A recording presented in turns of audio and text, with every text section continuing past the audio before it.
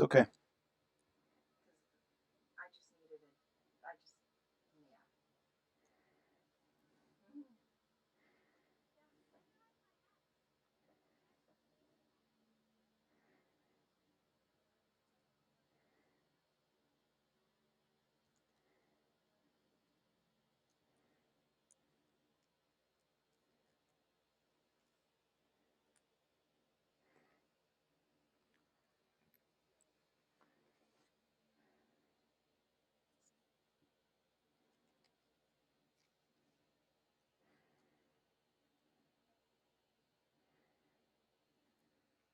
Evening.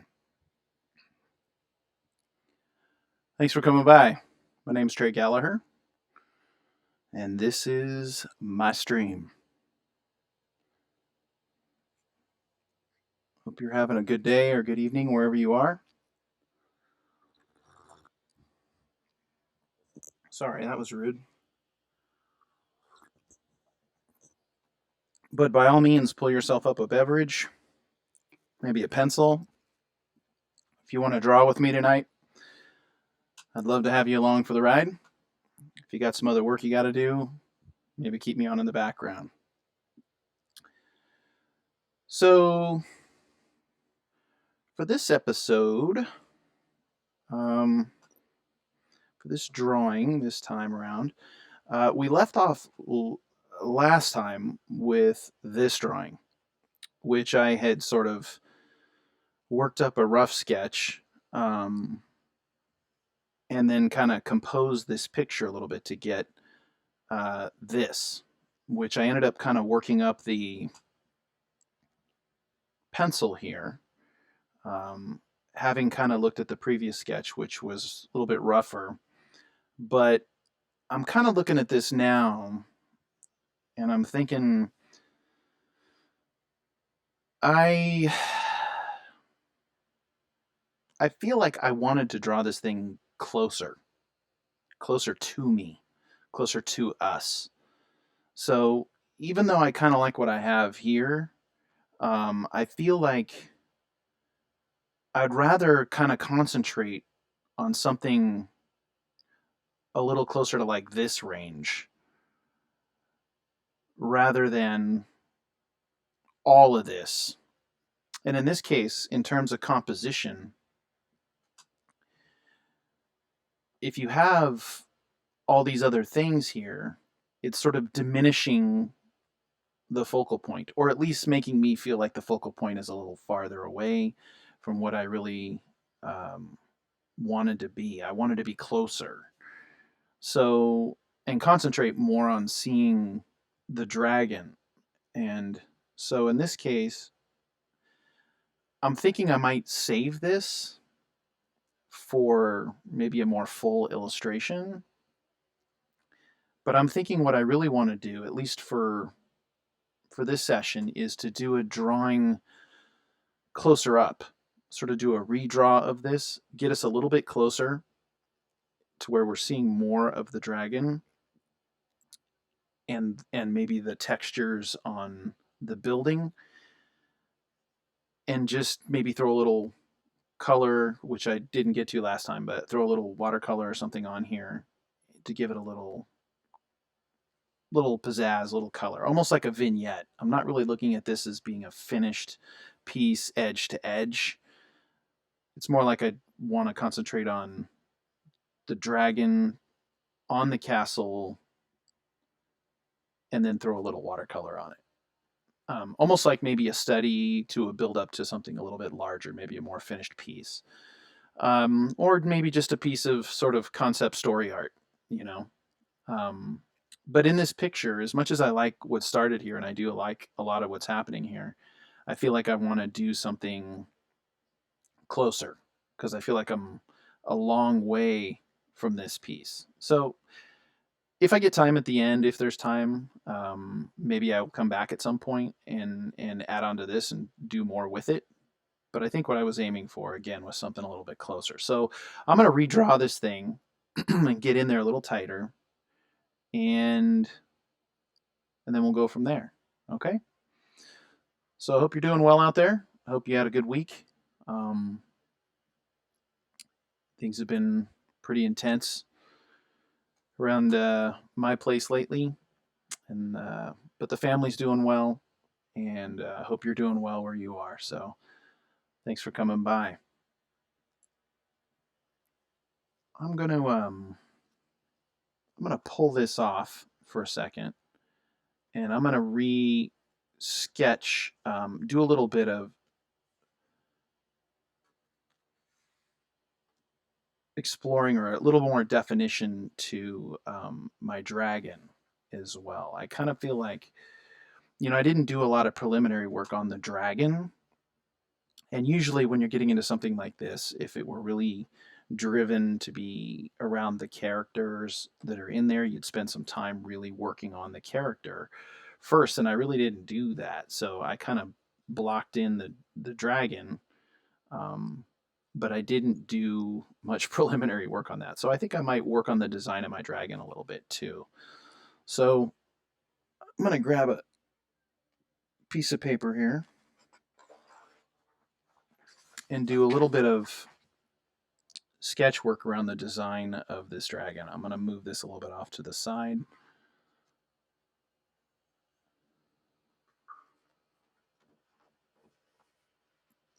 And then kind of work up a little more details in the design of the dragon. Usually for something that would have a narrative, you would definitely want to know what the design is before you're working with, doing illustrations of it. And I really didn't do that again, so I'm just gonna sketch here a little bit to work out this dragon.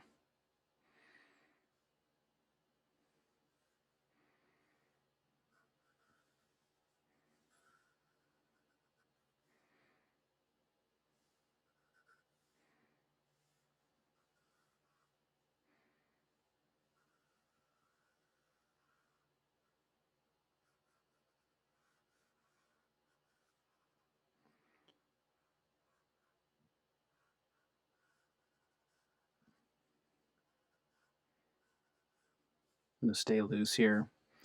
And I'm just trying to get a little bit more of my anatomy defined.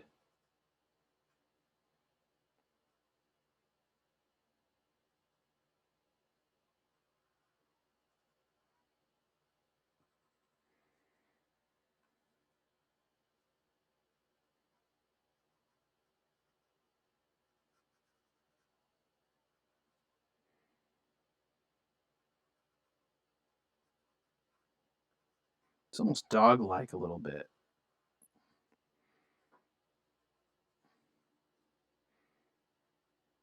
Little scruff here. Gotta have the hairy chin.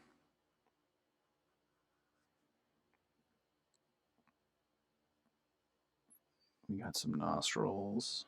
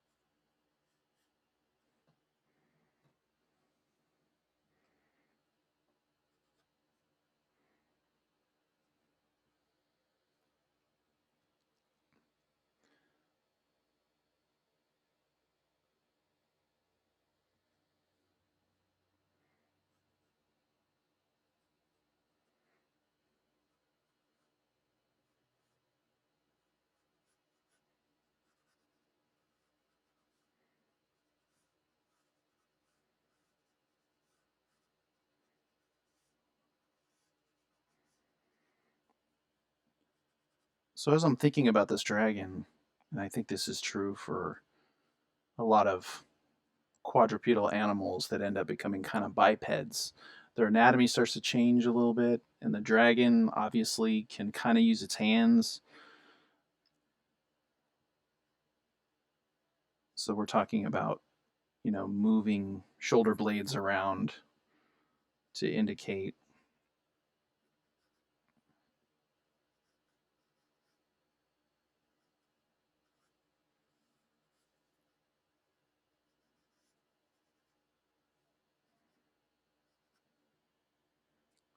the sort of movement of the arms a little bit.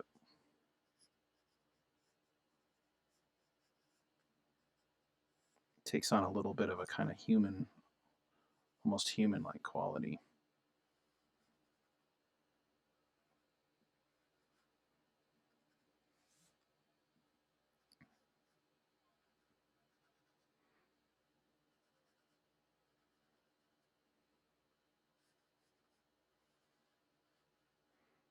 Still maybe 4 toes and a 5th paw somewhere underneath. That much would be like a quadruped, but then this wrist is looking a little bit more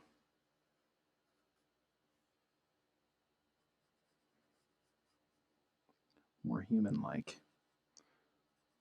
Shoulder.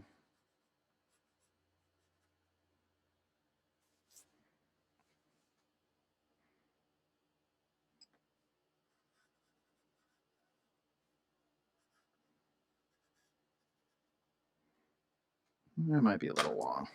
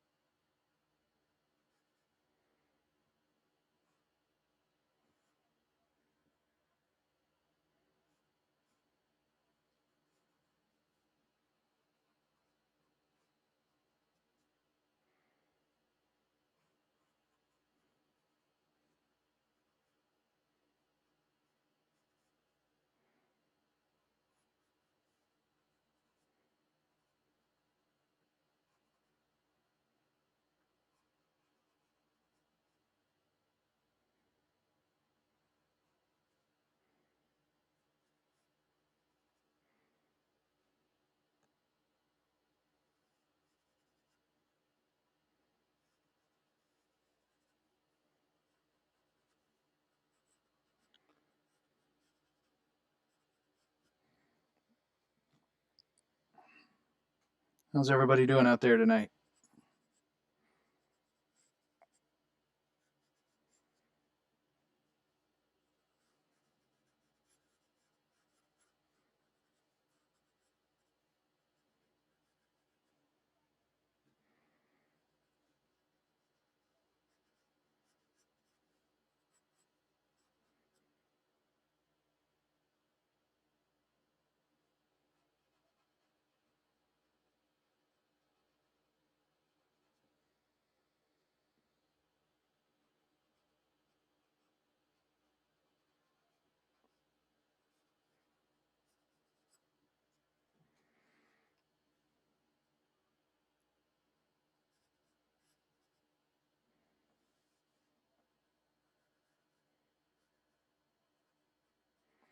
So in this case, I'm just kind of exploring, trying a few things,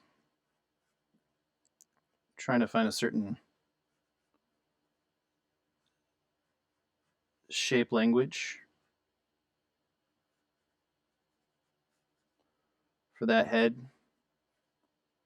Sometimes you got to draw it a couple times.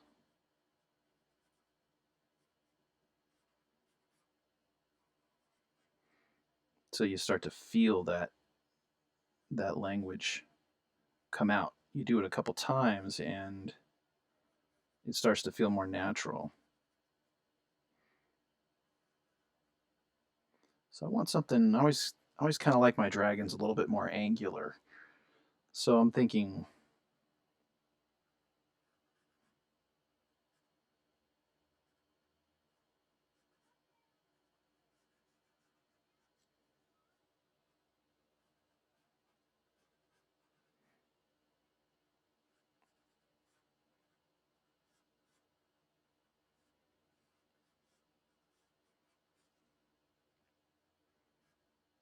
something a little more dog-like.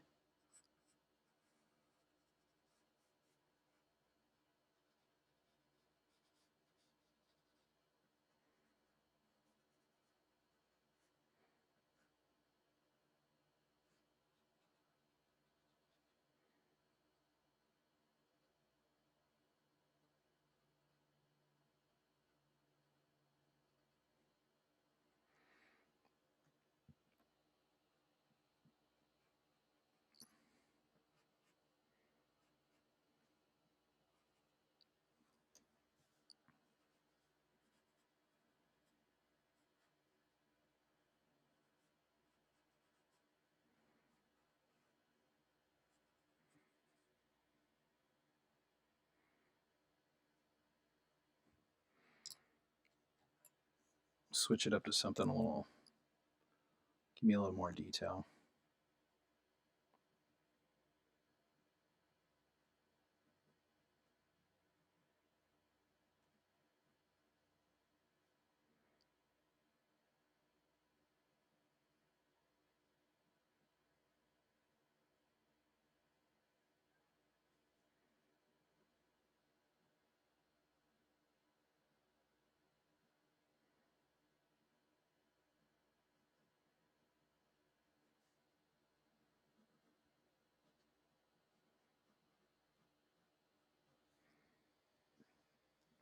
Hey, good evening. Por huevos.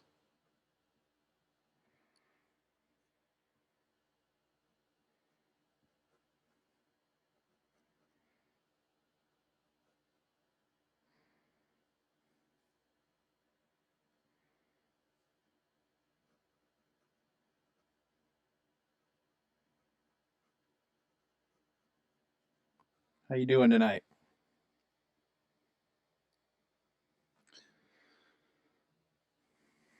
3D technical artist. You are in demand. If you can do the tech art,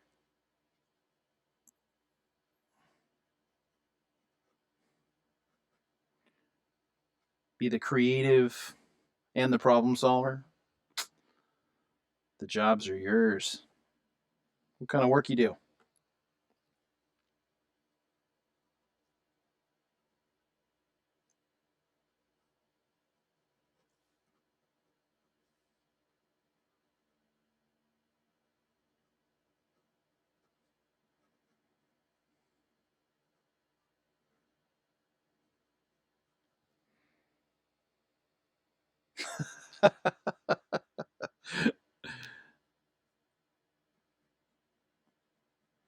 It's all right.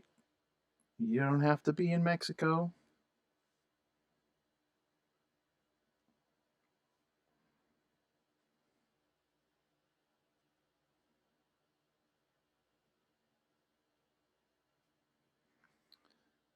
All right.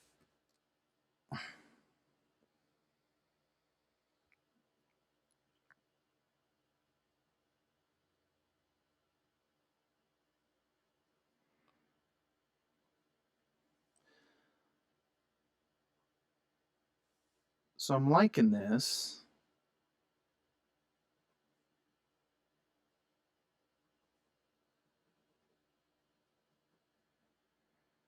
little bit of a snarl going on here.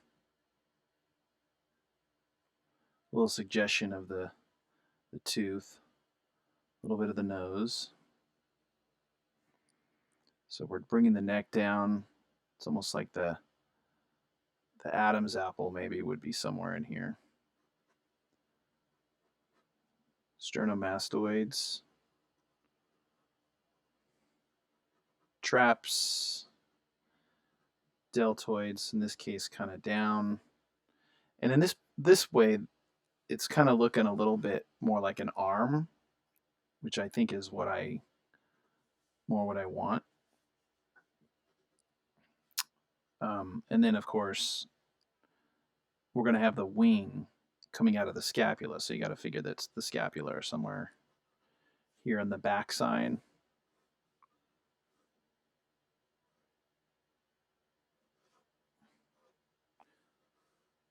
So how far out do you want that wing to come out?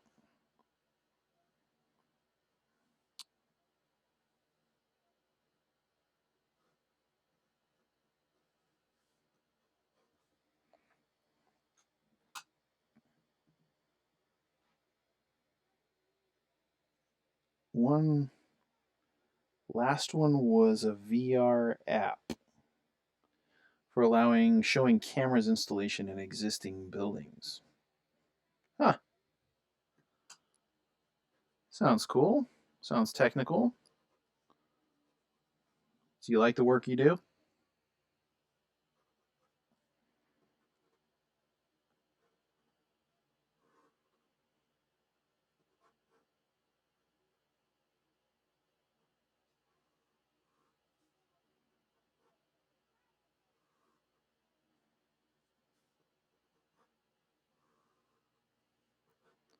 By the way, if you're just joining me, I'll show you a little bit of where we started. So I'm refining this drawing here, which I had done a little bit last week, but I wanted to get a better grasp on my dragon here. So I'm kind of working out some of the shape language a little bit better. And then I'm actually going to redraw this thing again, larger. So I'm going to kind of concentrate on getting it a little bit tighter. So now I'm just sort of refining my dragon a little bit more, kind of working on a little bit of that anatomy.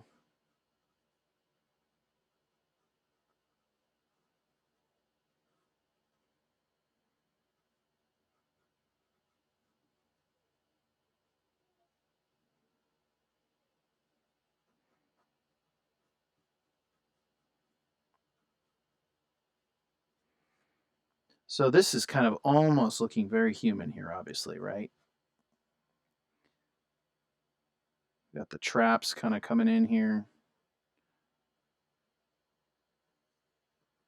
This is taking on a little bit more of like a muzzle. These are sort of antenna, sort of working in these shapes a little bit. So there's a lot of this and a lot of this. So these sort of cutouts, these negative shapes. Again, down here, a little bit of with the beard or the goatee. And there's a sense of maybe it's kind of fur, not exactly scales. So I don't know, maybe it's a little more mammal-like than, say, reptile. You know, a lot of dragons are reptiles. I think this guy's going to be a little bit more like a beastie guy. Dragonish.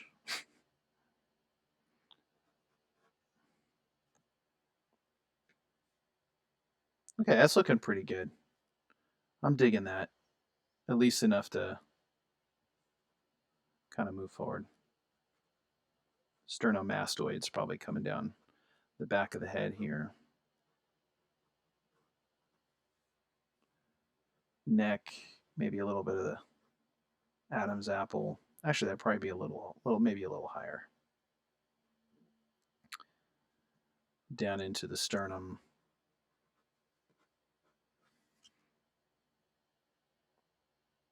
Okay, that's enough for now. Let me put this guy aside here.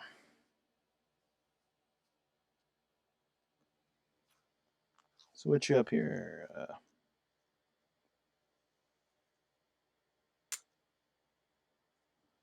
Case the dragon. I believe your castle is missing a focal point to the horizon perpendicular to the dragon. Yeah, I'd say so. But like I was saying, I'm actually going to move. I'm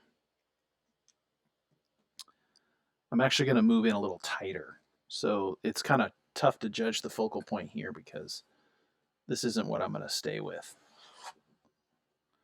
But thanks for the fresh eyes. I will definitely keep that in mind, my friend.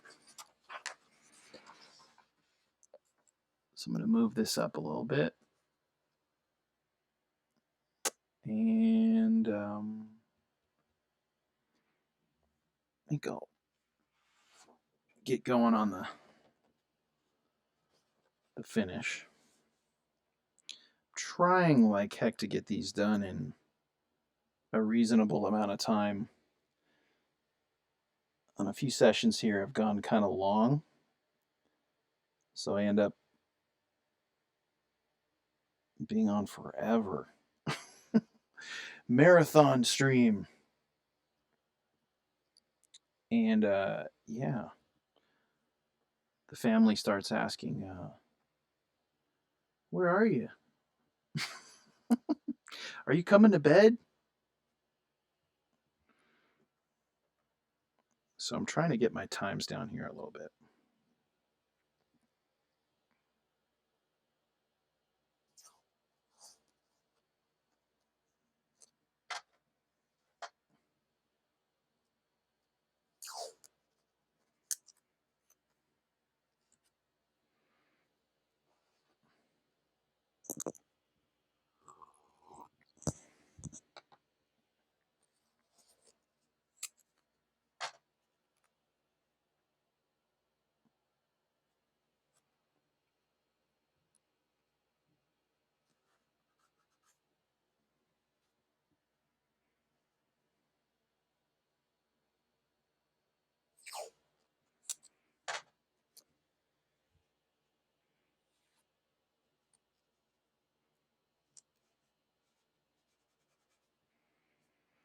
All right.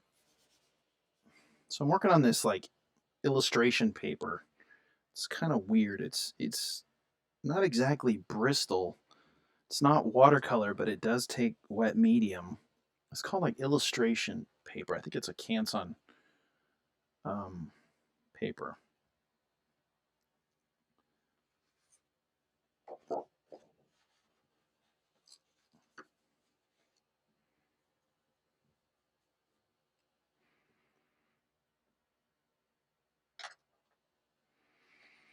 All right, bigger this time. Closer.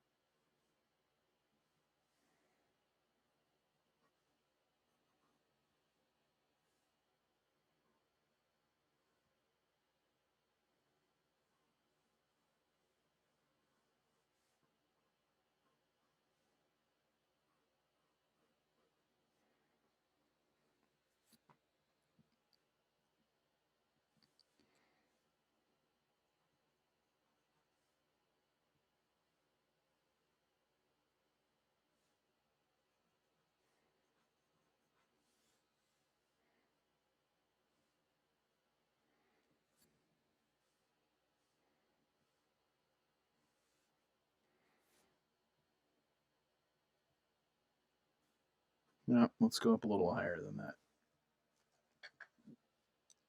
I think I'm not going to be able to keep the whole top in here. Not if I really want to get in there.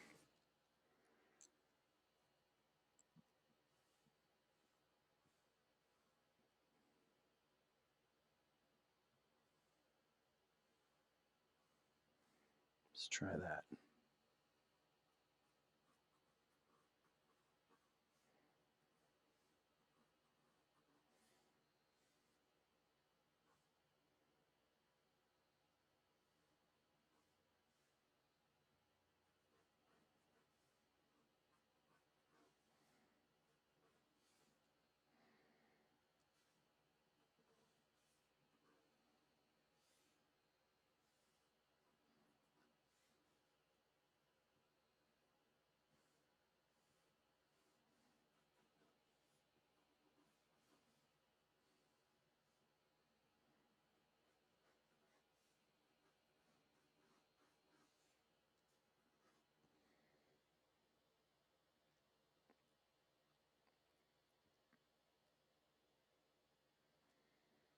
What does the season 2 mean?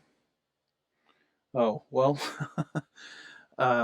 so last year I was streaming and did, like, I think I ended up doing 12 episodes. That was my first year streaming. So this is sort of second year streaming. It's just cataloging as a way of what I did when I did it. And so as far as, doing a stream, you can think of a stream as being one continuous thing, or it can be a little bit more episodic. So for me in my stream, it's just like different topic, different drawing, different episode, that kind of thing. And I'm kind of aiming to do, I don't know. Last year I did 12. I'd probably like to do more than that this year. I'm not a streamer who's out every day or 3 times a week. I'm lucky to get a good once a week. So for me, if I can be consistent enough to do one a week about for at least half the year, um, that's pretty good. It's about all I can do right now. Pretty busy guy. I'm a dad and a teacher and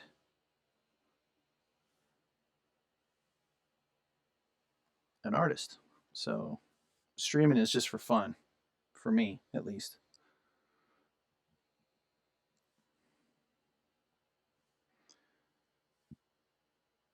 All right, this is feeling a little bit better, a little bit more what I was thinking.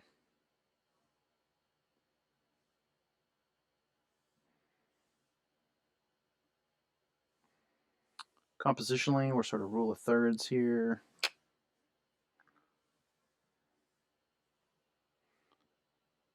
Giving me sort of a target to aim for.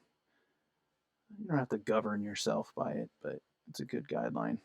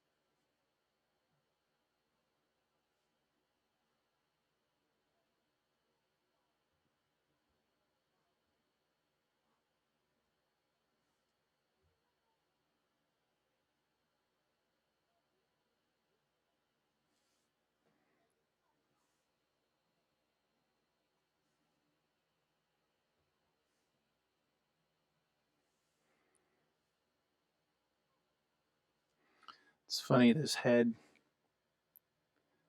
it reminds me, we growing up we had a Doberman, and she had such a naughty little head, like little bony structures on her head, such a kind of quality that I just thought it was so unusual. We didn't have the ears done, so you could see her skull shape a lot more. I think when they get those ears done, it changes their silhouette so much.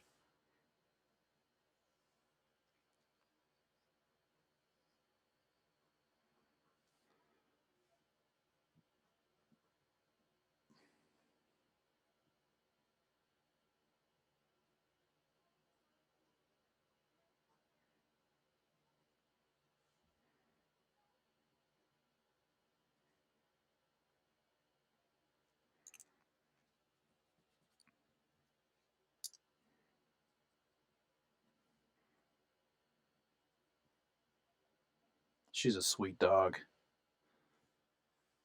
Most animals, you raise them right, and they're complete sweethearts.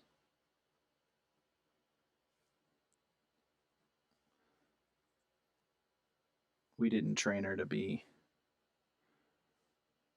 a defense mechanism. We just let her be a pooch. She was great.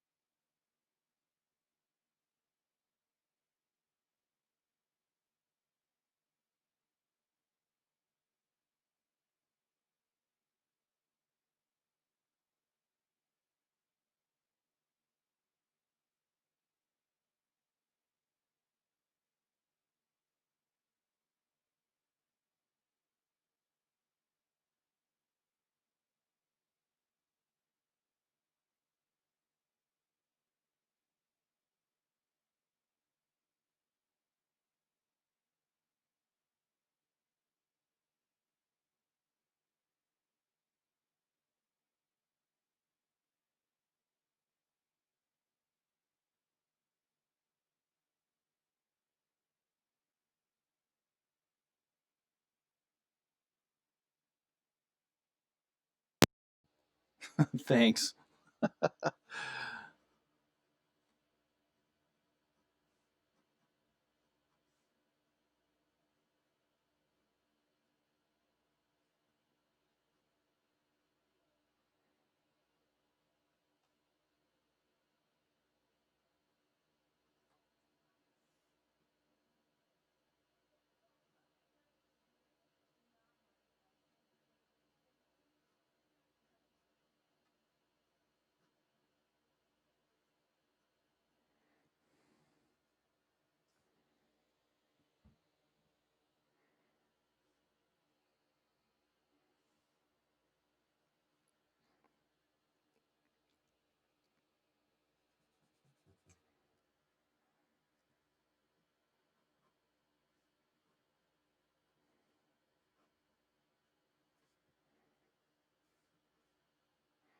That's feeling a little bit better.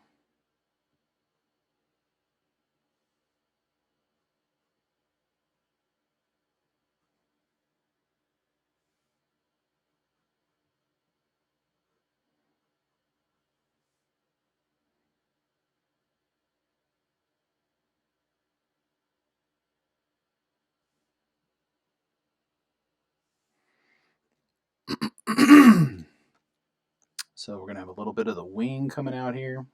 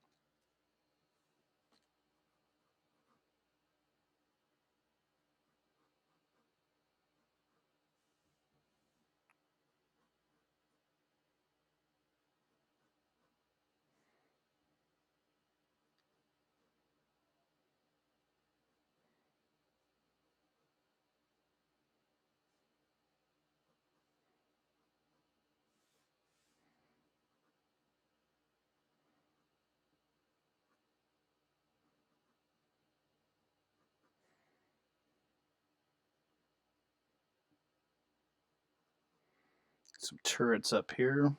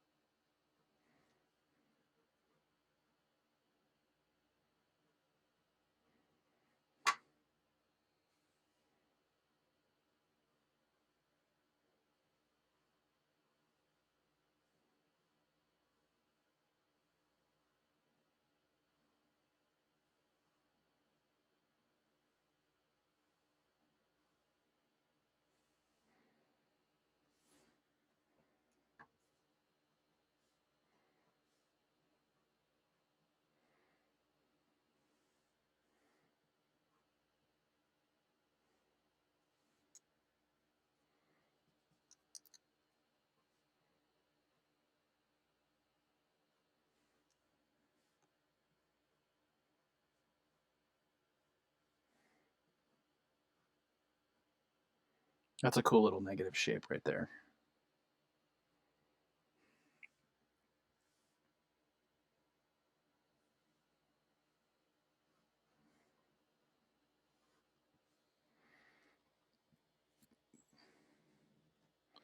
My favorite artists. Woo, that's a tough one. It's tough to say all time, all situations. I think for me, I'd probably have to break it down into like painters, fine artists versus maybe like illustrators, concept artists, people like that by category. Um, let's talk painters first. Probably Degas, Van Gogh, definitely somewhere in the Impressionist, Manet, um, Winslow Homer. I mean, God, how do you summarize that? You know, probably definitely more of the realist nature versus say the moderns or yeah maybe moderns or postmoderns. Um, I love the pre-Raphaelites, um, the regionalists of the 30s and 40s. Oh God, man, it's really tough to tell.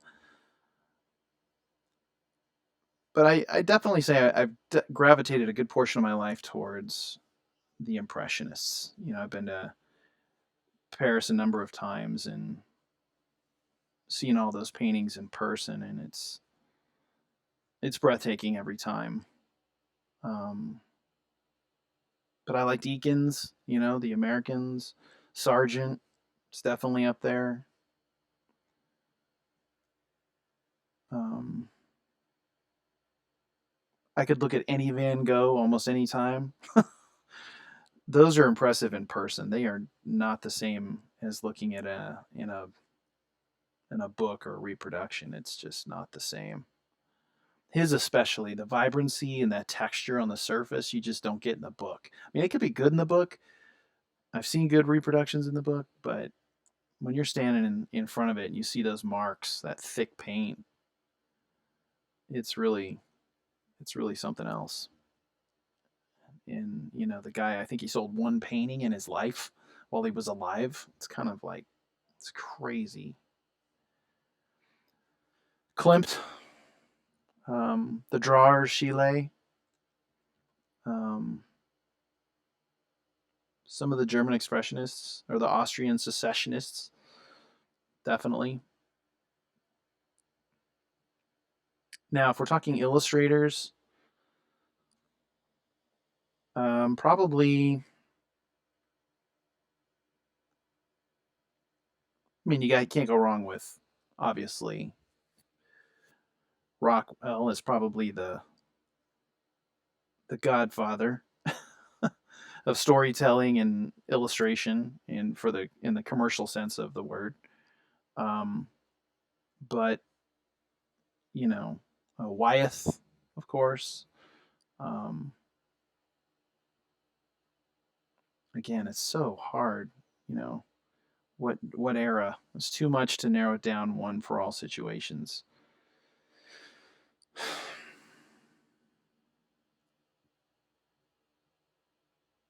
All the students of Howard Pyle, Brandywine School. I think that was the beginning of storytelling for the masses. Just great painters in their own right, great storytellers.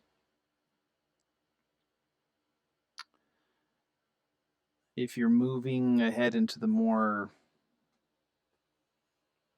recent, we'll say the last 50 years of illustrators, you know, you got your Robert Weavers, you've got your Baron Stories, you've got your Bernie Fuchs.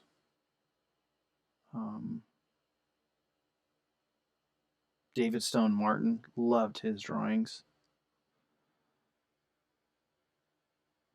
But even people like Ben Shahn, socialists, sort of social painters, I guess, not socialists per se, but social painters. Um,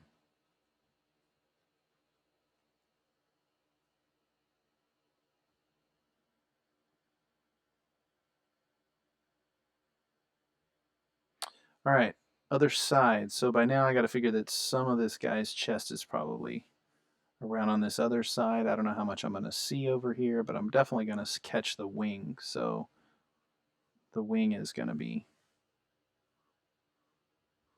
probably coming back through here. So there's part of the wing. Part of the wing over here. I figure that we're drawing through some of this torso. Goes into the leg. Maybe there's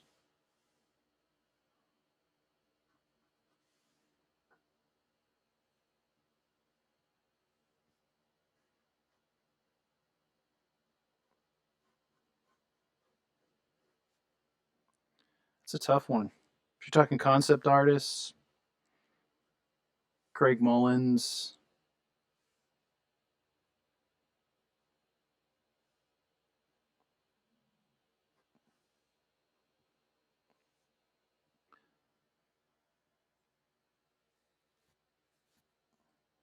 Ian McCaig.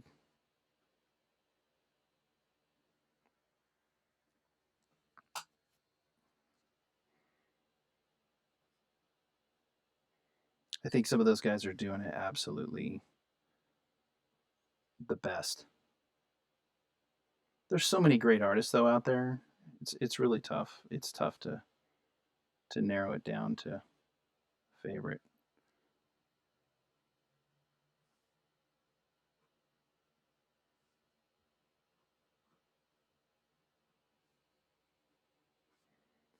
Okay, so I'm figuring that there's some sort of leg here over the edge. This is sort of like that, those hind quarter legs. And then there's probably some sort of claw, toe.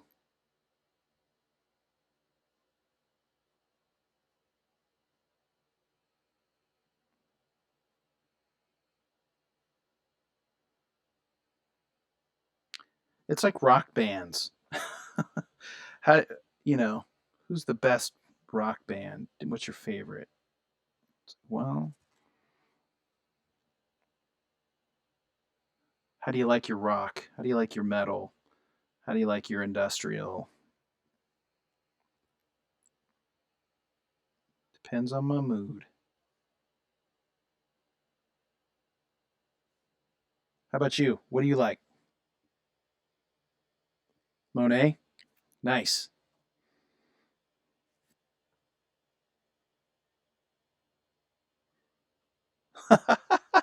Oh, okay. I'll take that. That was pretty cool demon actually. I wasn't even thinking that, but yeah. Symphonic metal. I like a lot of different kinds of metal, man. I It's weird. Um like what was I listening to recently? I think it's Witch. Um I like metal, but then I can drop over into hip hop equally. I love old school hip hop, sort of 80s, 90s. I think there was some just fantastic stuff. Tribe Called Quest. That's the beautiful part. We don't have to choose. We can love it all.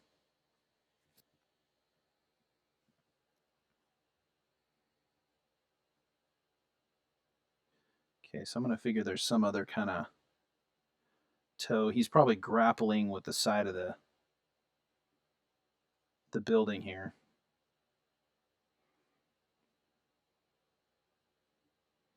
Digging into the rock a little bit. There might be another toe stuck behind the edge of the building.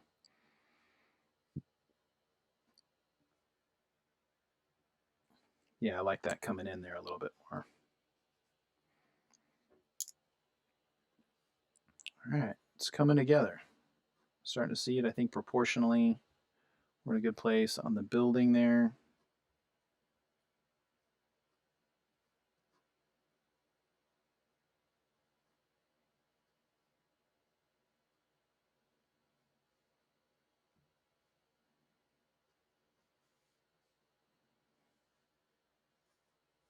I think this needs to taper down a little bit more, getting towards.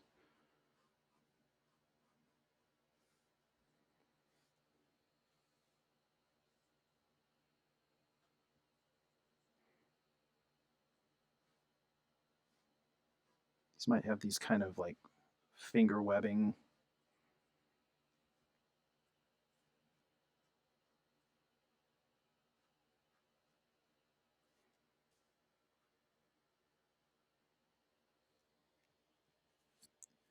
Symphonic metal. You like any other kinds of music besides metal?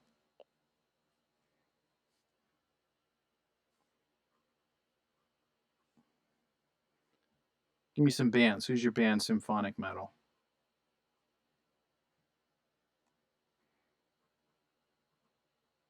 Teach me a little something. I'm not as up on my symphonic.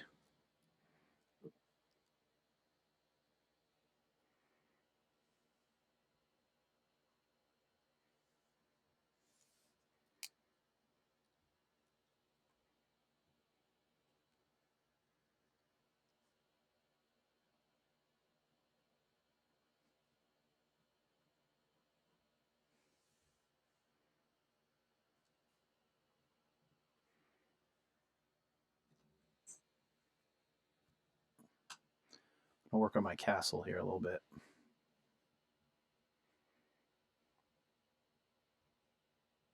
Build up a little bit of these textures. Get some stone.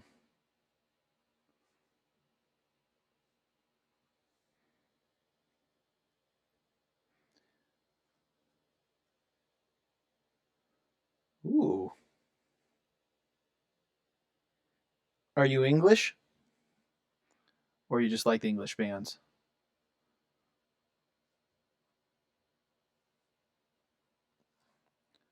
I like I think the English were like those are my favorite punk bands. Well, the Ramones, I guess. I like classic punk sort of.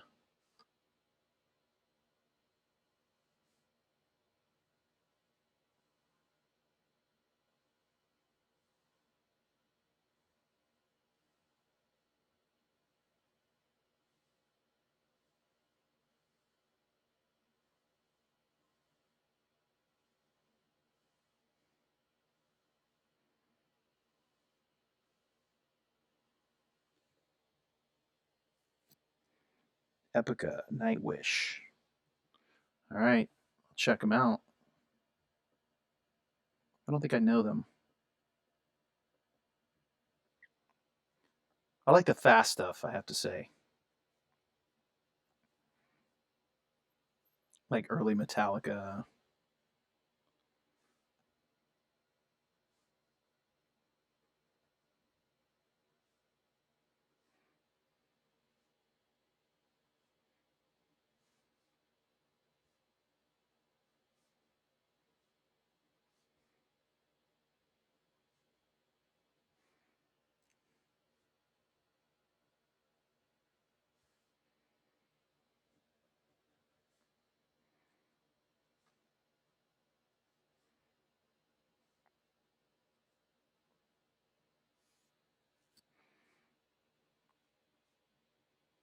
I'm gonna go pretty loose with some color and some paint over the top of this, so I'm not gonna get insanely detailed with the pencil because I'm not sure how much of it's gonna come through, and I can always kind of go back. So I'm just giving myself a little bit of a guideline here.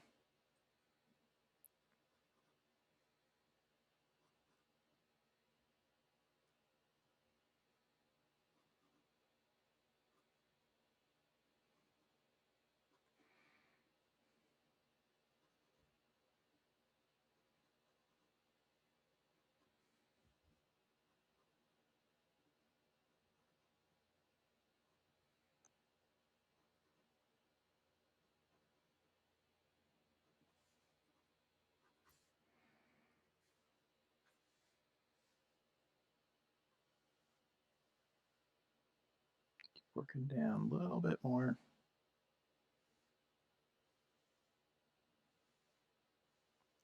Prospectively, things are kind of flattening out a little bit more as I go down a little bit lower.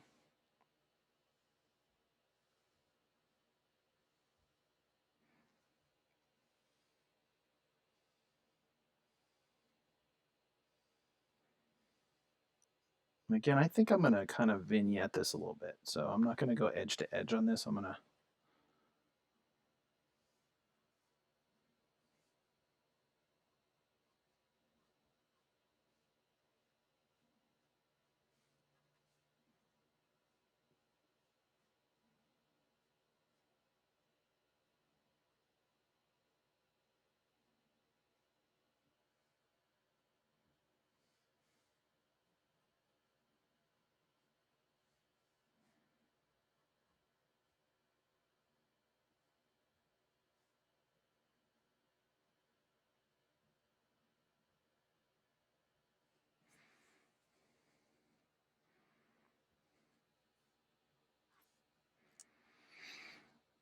all right. I'm going to just lighten up a little bit. Too much graphite down might muddy up the color. Although, truthfully, I'd be kind of fine with the muddy color.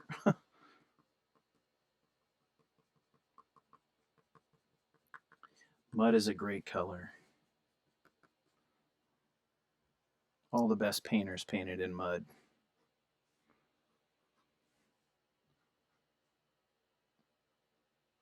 Rembrandt,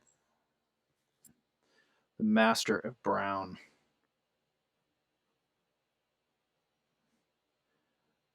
Until I saw one in person, I finally had a chance to see a Rembrandt, I don't know, 2 years ago, I think. And wow. That guy understood color.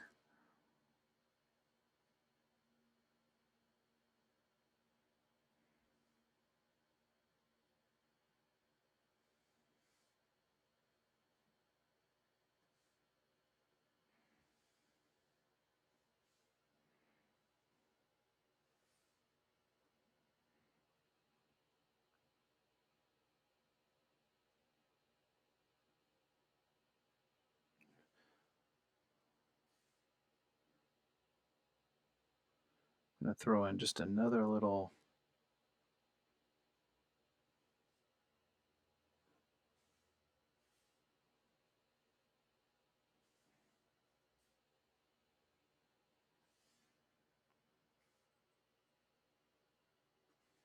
be like a little bit of that arm coming through on this side.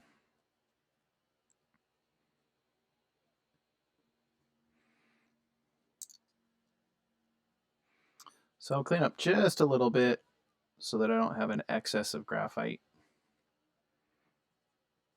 I'm not sure how this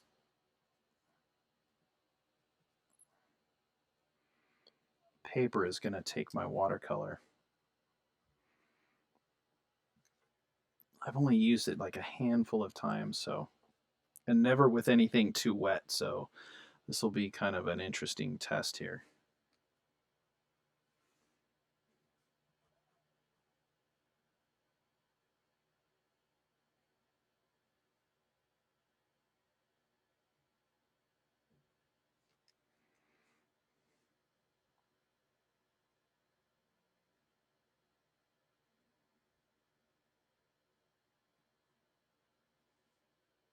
Little detailing on the face here.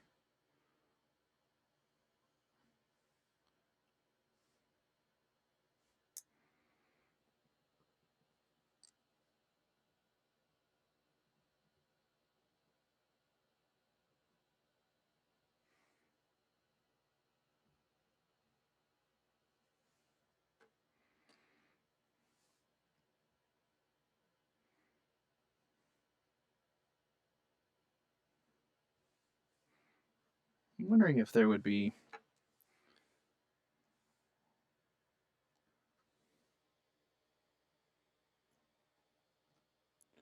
Rata Blanca. No problem. Do you ever listen to was it Rodriguez and Gabriela? Love those too.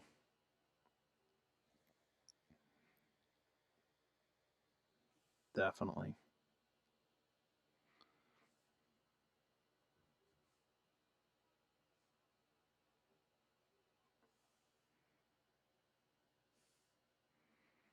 I don't know if they would be a whole lot of. I don't necessarily want them snorting. It's maybe a little too cliche.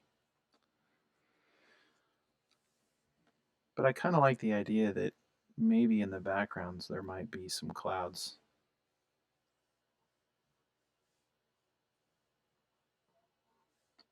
We'll see if I get that far.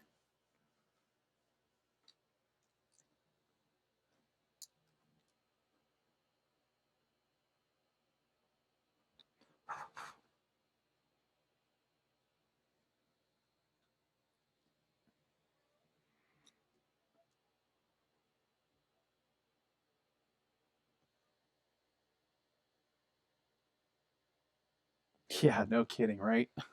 And acoustically, which I have to also say I'm a big fan of acoustic music.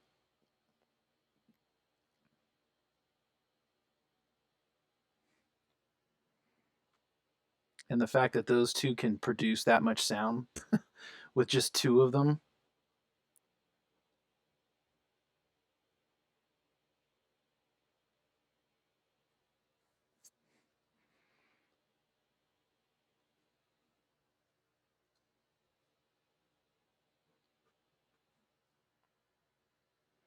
So you said you play guitar? What do you play? Electric, acoustic?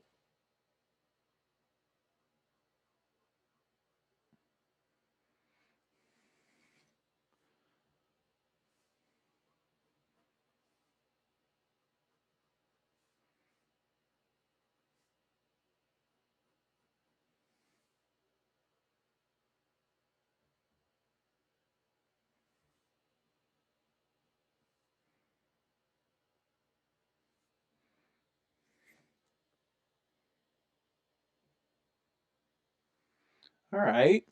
Very specific.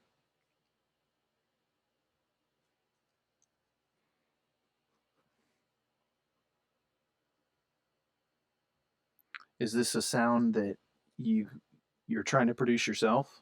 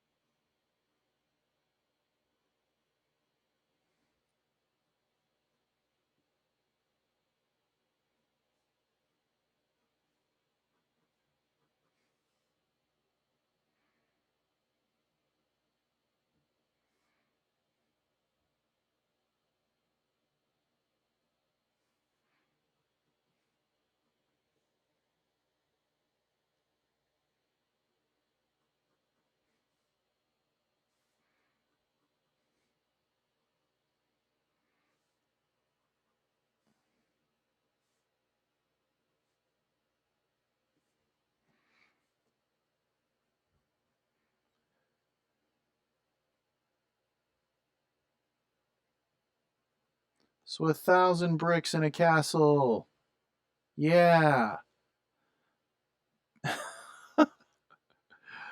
Doing castles in a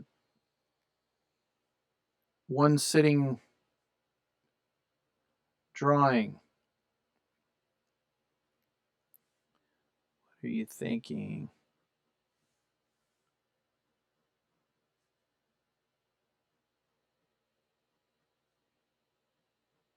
Oh, so we were talking about music. Classical too, of course. Baroque, but of course, Mozart and all the greats. I like Bach, Haydn.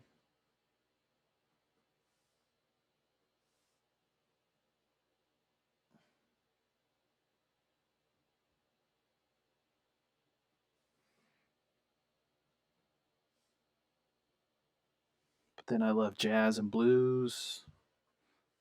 How do you decide, right?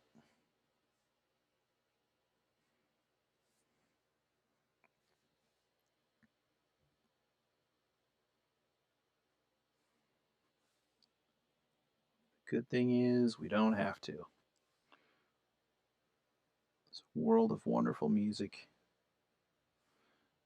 I was listening to some ragtime in here. You guys aren't hearing it, but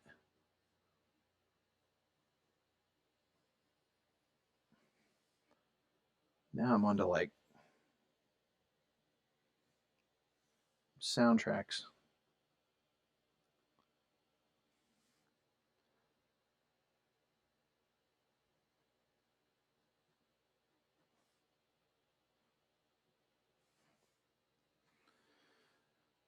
All right.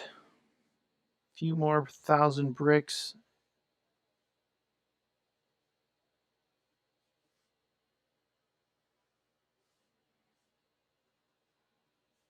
This is one of those things where cumulative texture will have a nice impact, but you got to get them all down first.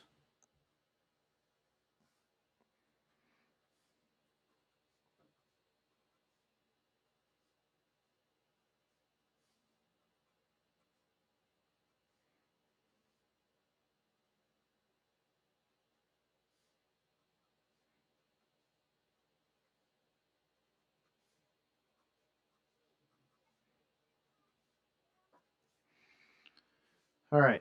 It's looking pretty good. I think I got enough to work with.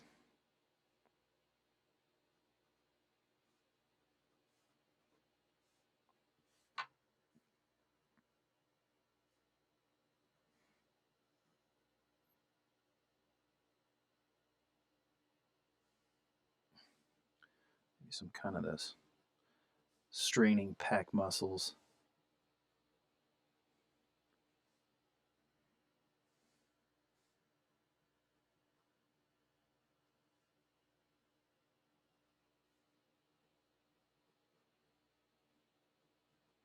So this is where I'm sort of checking my negative shapes, which is the shapes that are created by you drawing the object, right? So you're drawing the object and you're drawing the positive, you're drawing the form.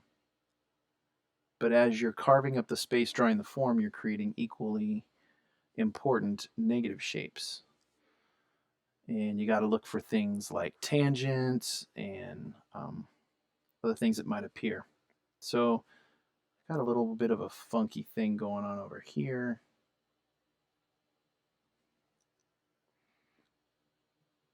Try to break that up a little bit.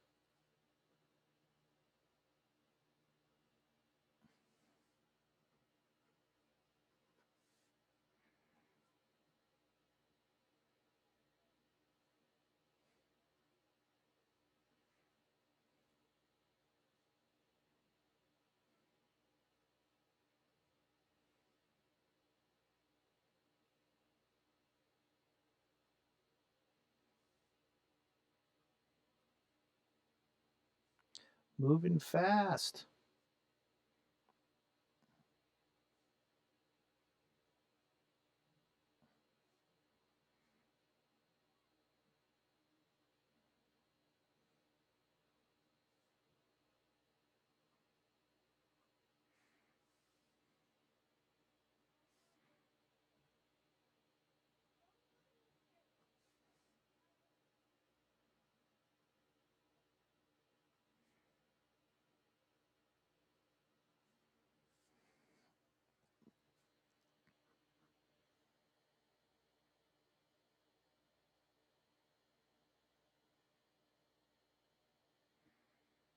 Guild Wars, yeah, I'm familiar.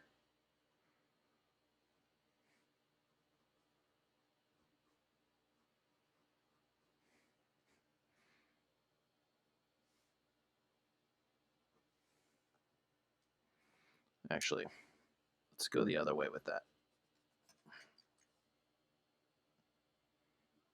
Just a little point.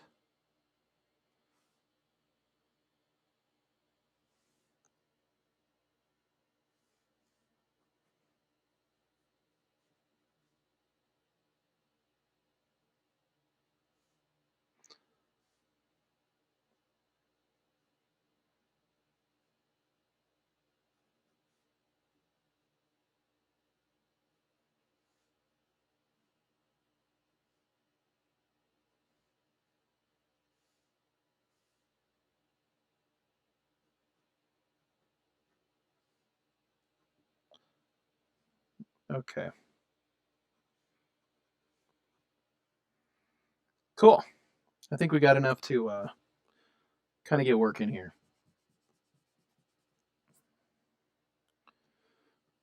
Definitely going to kind of fade things off a little bit towards the top, towards the bottom, maybe a little bit. And I think I'm going to work with more of a limited palette tonight. So I'm not going to be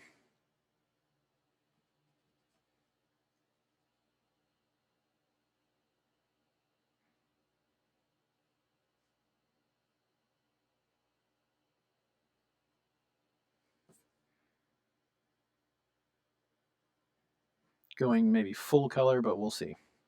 So I'm working with some watercolors.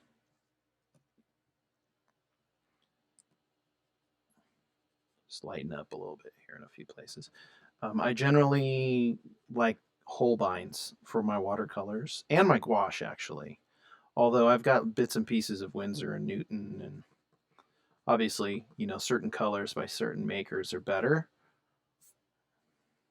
So you go with the colors that you like.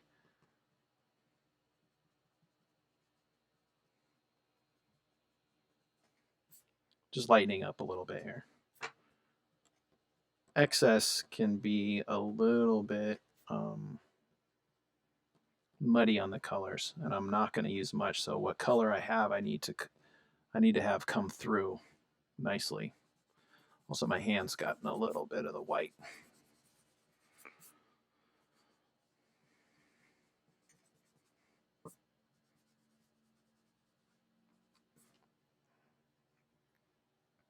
All right.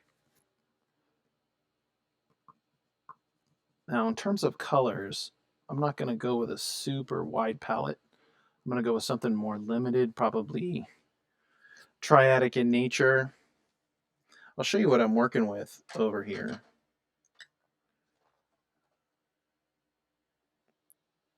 So as you can kind of see my palette here a little bit.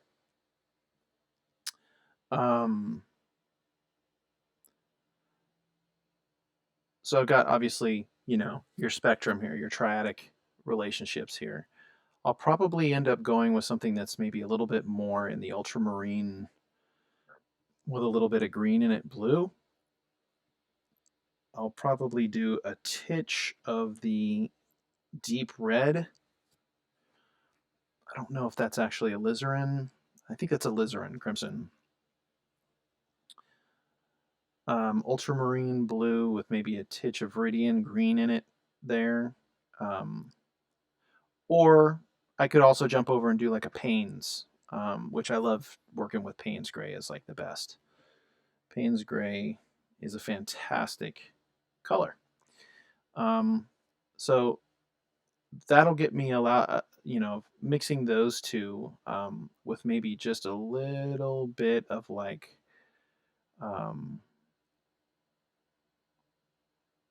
yellow ochre, maybe a little bit of yellow ochre. I need to put some down here, or maybe I'll mute out my yellow. So yellow ochre, like a Payne's gray, and a Viridian green, and maybe a little bit of alizarin crimson. Maybe 3 colors, maybe 3 with a little bit of 4. So we'll see. Anyway, before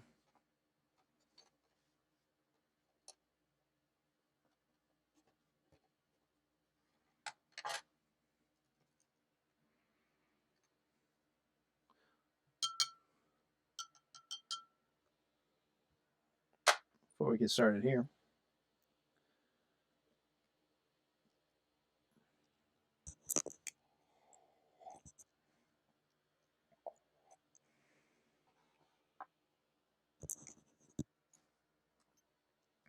Oh, also, probably ending up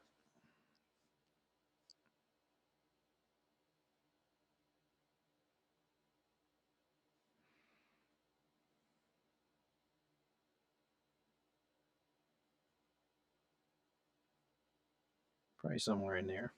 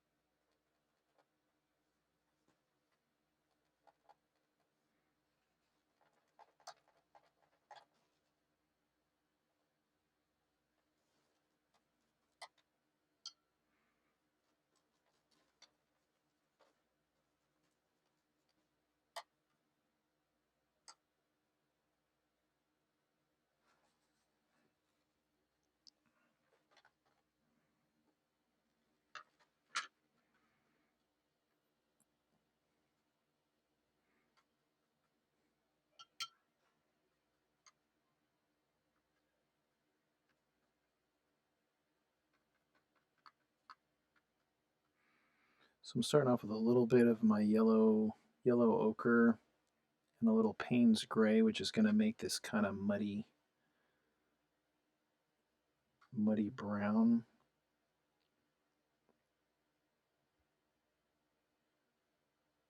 Which I think I'm going to do more of a muddy brown on the castle. And then I think in terms of the creature,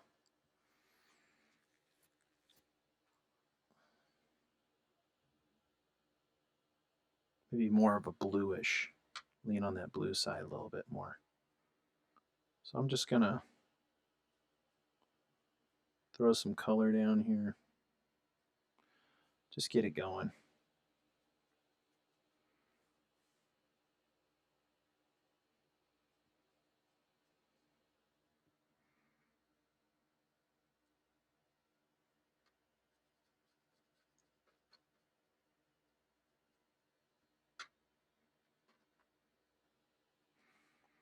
Working on a little bit of an angle here, so this is going to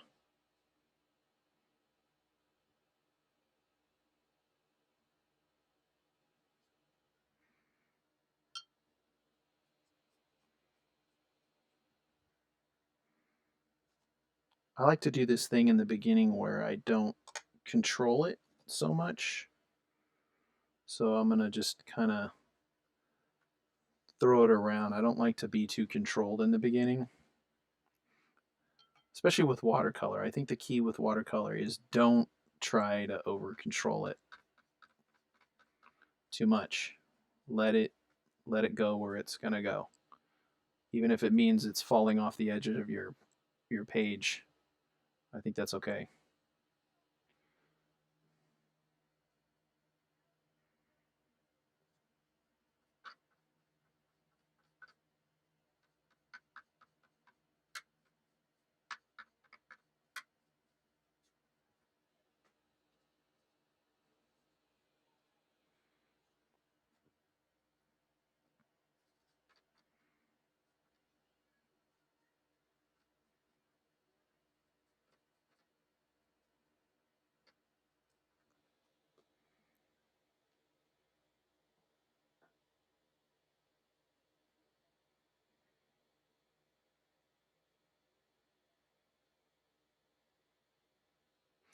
Yeah, I think that could maybe come in on my creature. Actually, I think I want to stay warmer on the building, but I like this idea of maybe transitioning my color like a little bit. I'm just going to introduce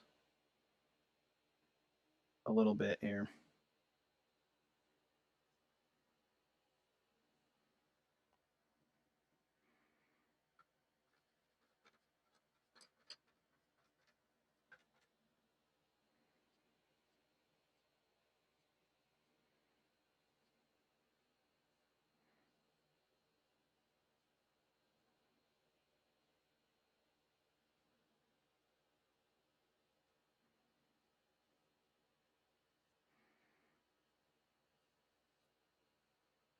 This is just first layers too, so the nice part is a lot can change. You can make something any color you really want it to, so you're not bound to any one color.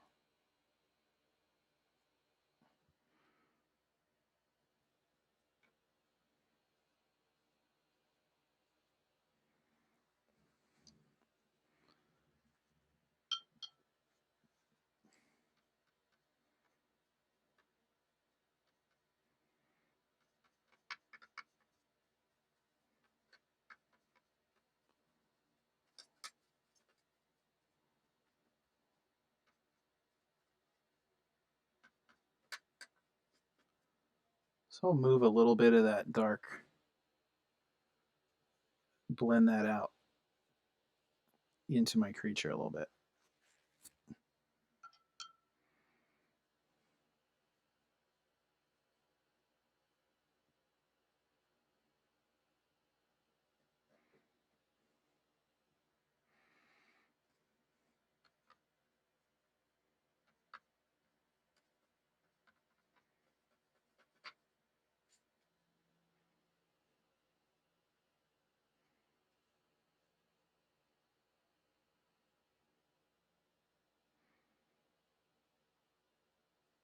Maybe a little bit of that red comes back in over here.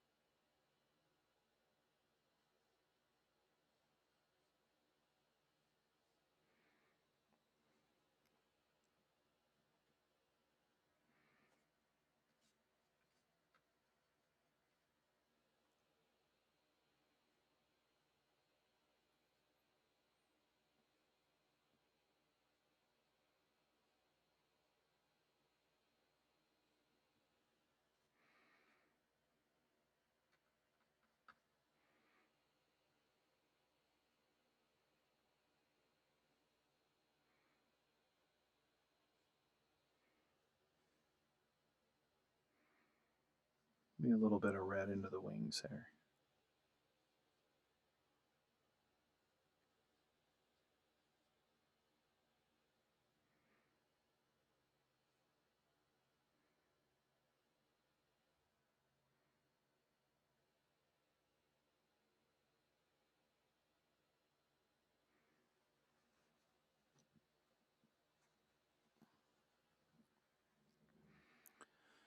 All right, now I want to push a little bit of color out a little bit into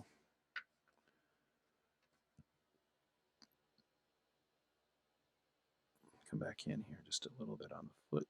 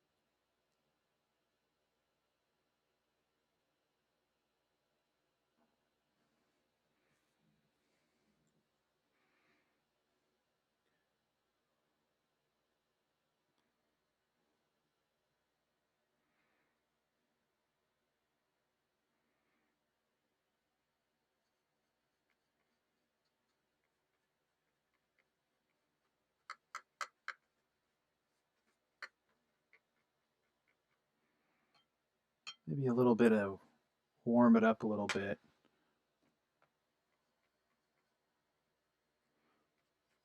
Come in with some little bit more bite, something with a little warmth to it, like my yellow.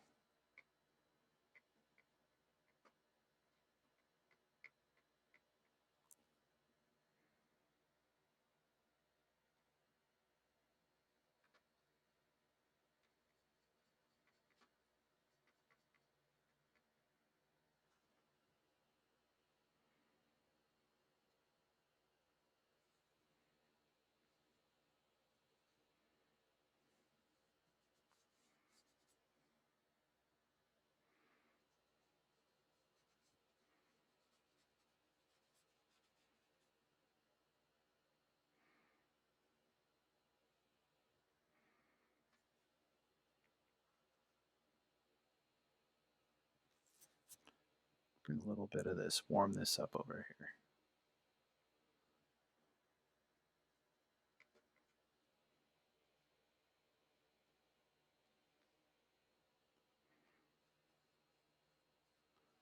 Kind of move this color across.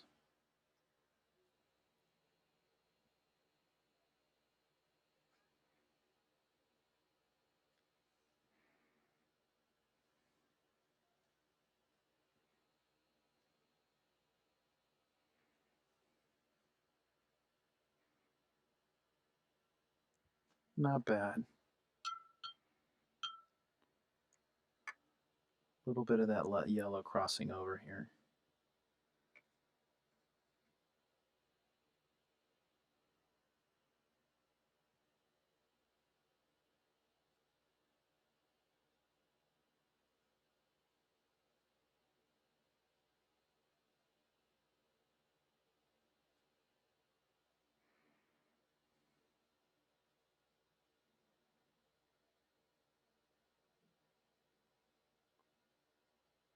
Keeping it real wet at this point.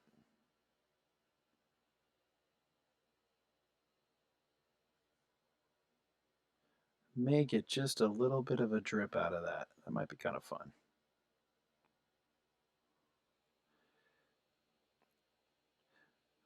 Back in the day, I used to throw around a lot of paint.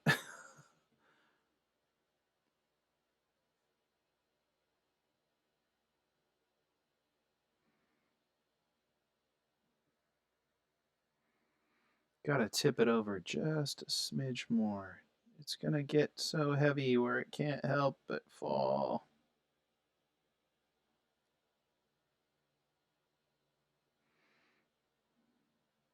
There it goes. There it goes.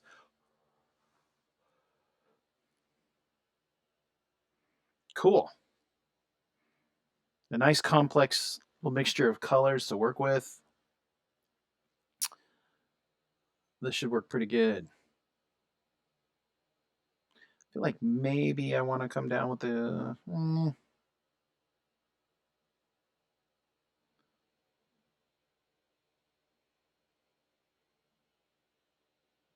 Pull it up just a little bit.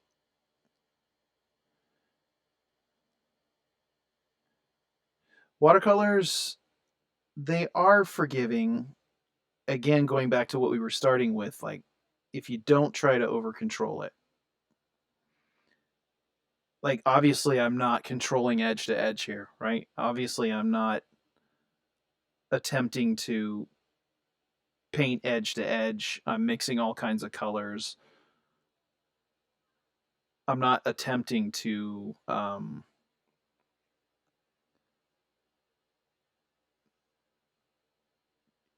paint by shape or something like that. I'm just letting it be. I'm starting with something kind of more abstract and then I'll pull something out of it.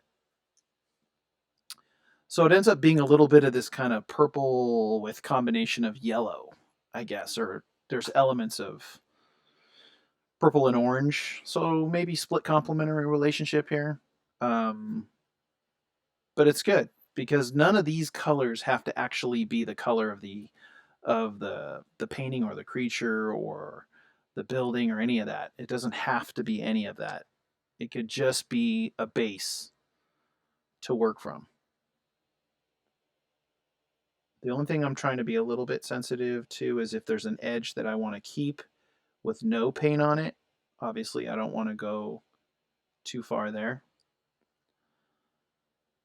But then there's other places where it's completely mixing one shape into the next, and that's all right. So I think what I'm going to do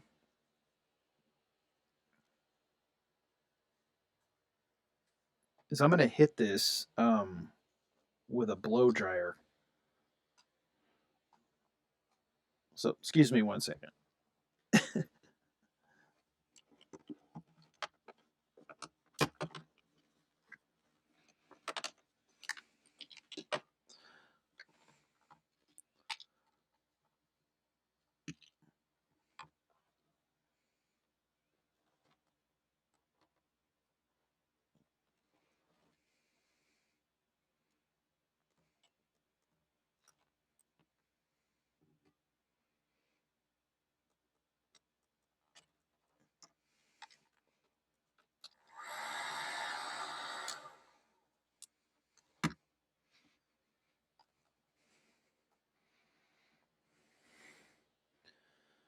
All right. So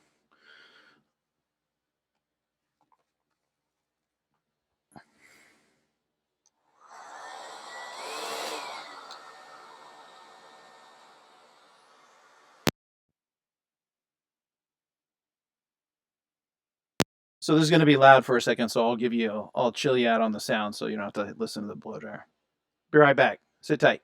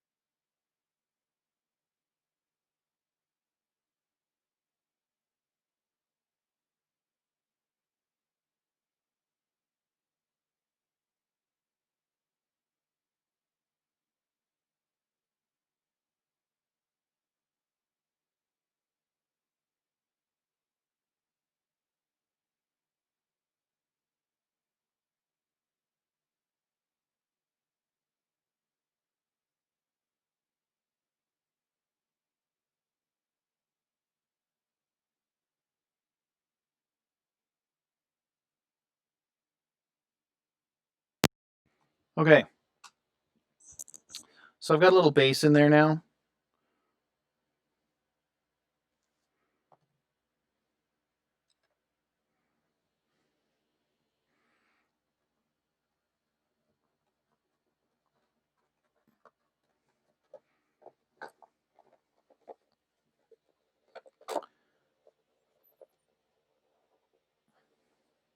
Pulling out a little more paint. I'm a little shy on a few things.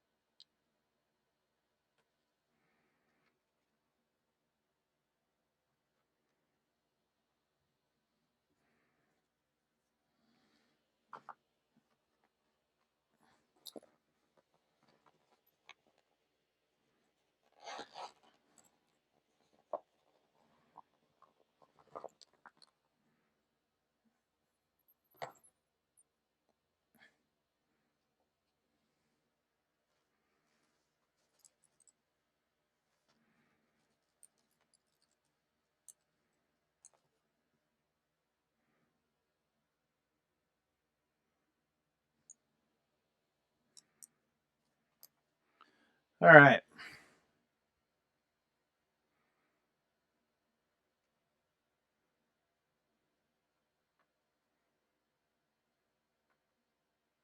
So I got to work back in a little bit of my darker values now because obviously some of the pencil's gone. It's all right. But I wanted some contrast, obviously, in certain places. So I have to come back in with a little bit of darkening of certain areas just to bring out a little bit of the feeling of the line worth.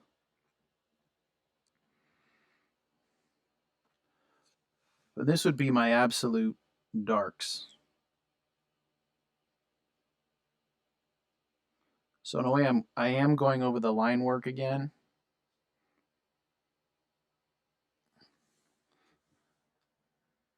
But I'm not going to delineate necessarily every line. I'm just going to use it to bring out my darker areas, places that I know are going to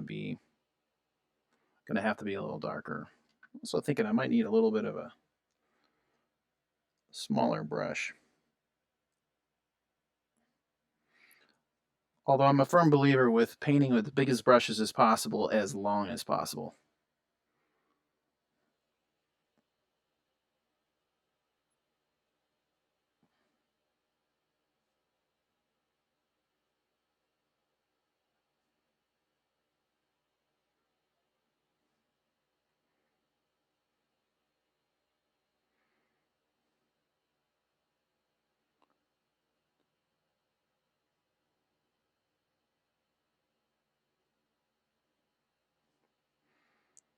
Now a little bit of my eaves up here are going to be... At this point, I'm trying to bring out some forms.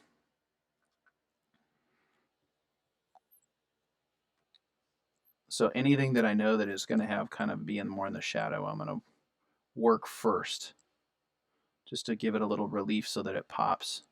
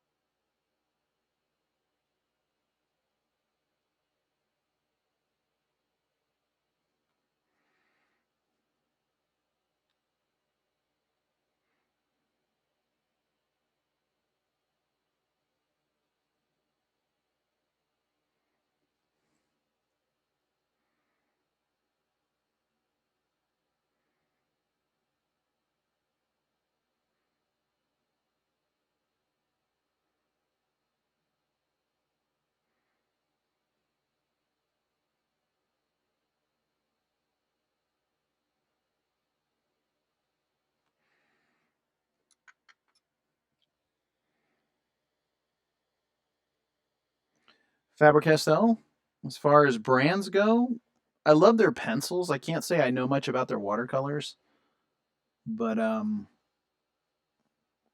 love their pencils. I haven't used their stuff very much in paint. Paint I've been mostly Holbein, Winsor Newton.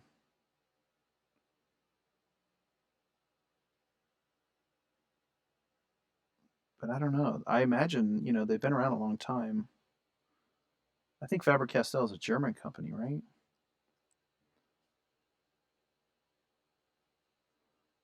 And their pencils are really solid.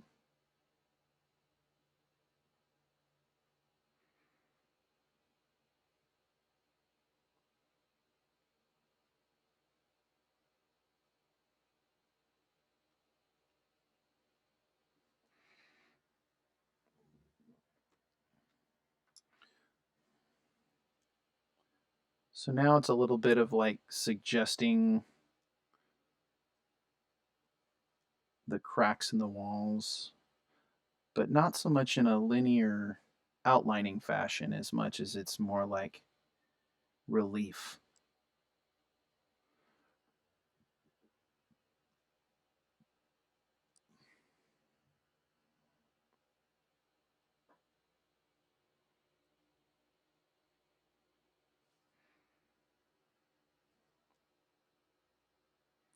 Suggestion of stones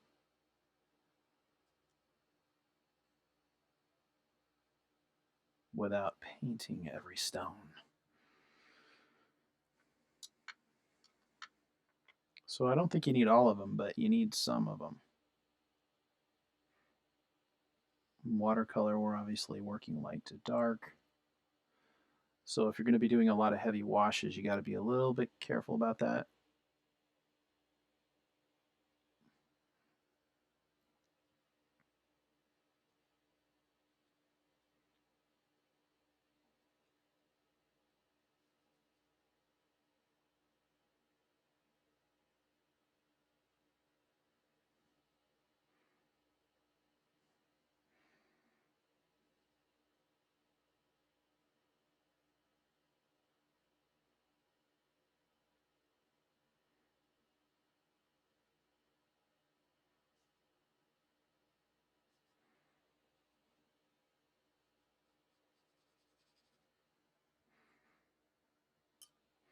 So picturing maybe this would be kind of a craggly castle too, so old.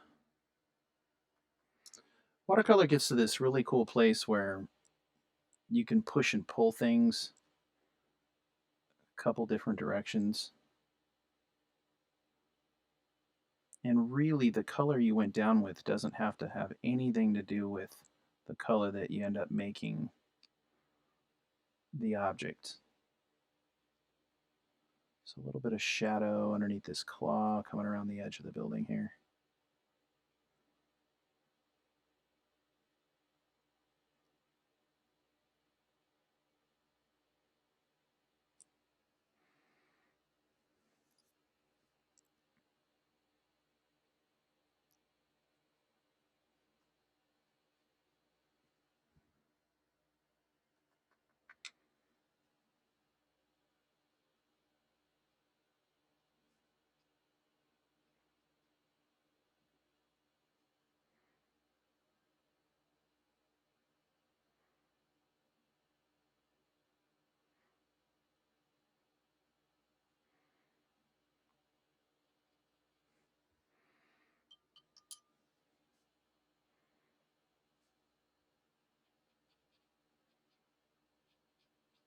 And you can always lighten things too with watercolor. You're not stuck.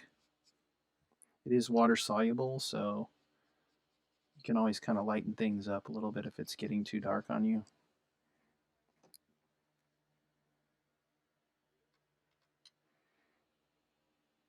Okay, so imagine there's kind of a little bit of a coarse shadow running down the middle of this thing.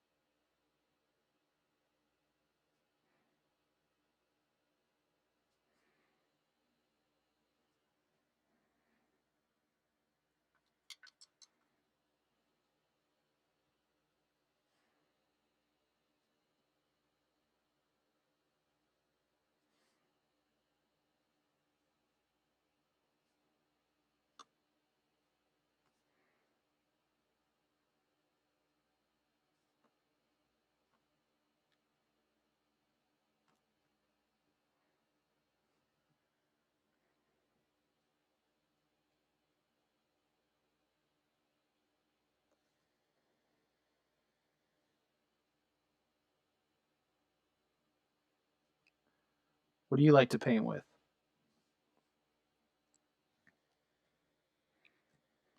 What do you guys like to paint with out there? What brands do you like? Why do you like them?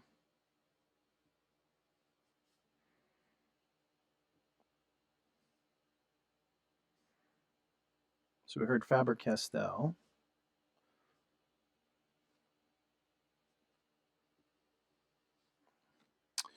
Recently, I can say that I started experimenting. I got a set a couple of years ago that somebody gave to me. It was kind of a gift of Carandosh, which I always knew them as sort of like this great pencil maker, colored pencils, like great pigments. It's a Swiss company, and um, I got in this little palette of cake gouache Carandosh, and holy moly, seriously, potent colors, which was great. Most of the time, cakes don't seem to quite have the same richness as tube paint. Not always true, but generally, cakes are designed for more like sketching on the go. Um, so you don't always necessarily get the kind of punch out of cakes. But my goodness, this set I got was kind of amazing. Just a little bit of the cakes, and that color punched through like as much as almost any tube paint I've ever seen. So I stand corrected. Cakes can have enough punch through them, but they have to be a good maker. And Carandosh has a great reputation um, as being a strong pigment maker. So again, you never know till you try. And boy, was I really pleasantly surprised. So now I've been using the cake gouache, not for this kind of painting, but when I'm doing plein air sketching, which I love to do when I travel. When the family and I go on a trip or something somewhere, I always bring my plein air setup, and I try to get in a little bit of time. And I've been painting with these Carandosh cakes, which are just amazing. Autodesk Maya, that's what you paint with?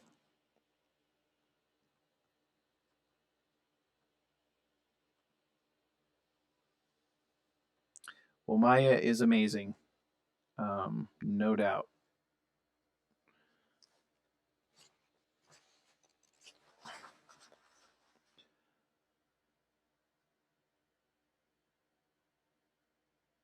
I'm not much of a 3D person. I've done a little 3D modeling, but nothing to write home about. I like being more on the design end.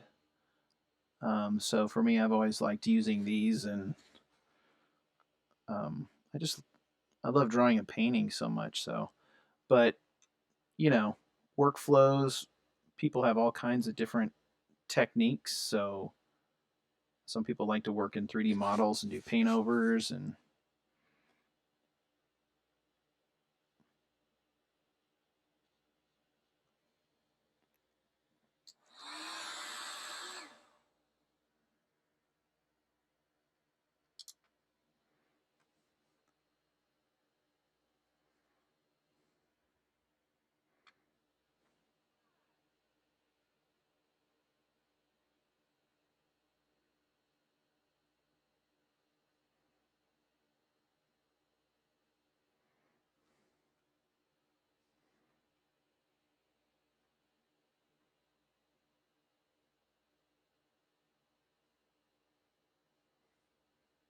power of suggestion.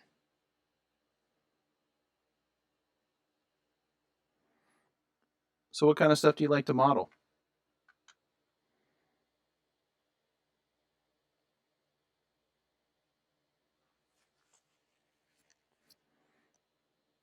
Nice.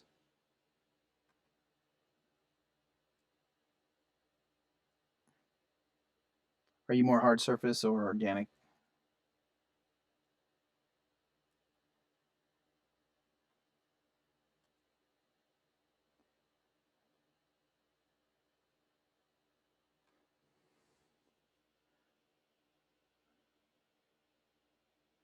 I think if I were gonna do more modeling, I tell you, I would probably want to do more hard surface stuff because you can do hard surface stuff. You know, you get results a lot faster. It's a little trickier to get more organic stuff with texturing and you know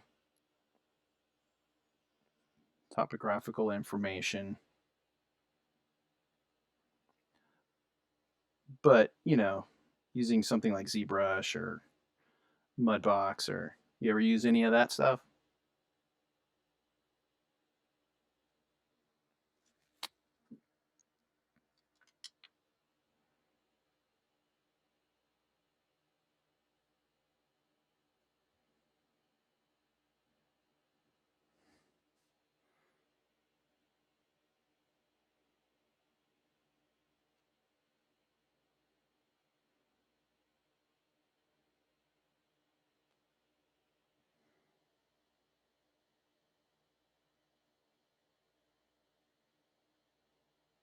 Oh, nice. D&D miniatures. Cool. That sounds so fun. Is that fun? You've been able to make one yet? I'd love to do something like that. Printing miniatures would be pretty sweet.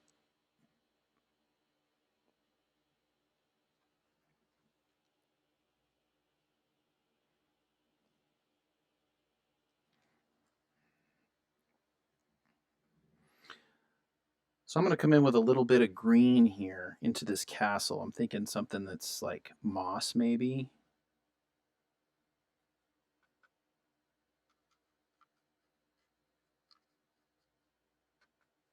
So maybe kind of a warm green.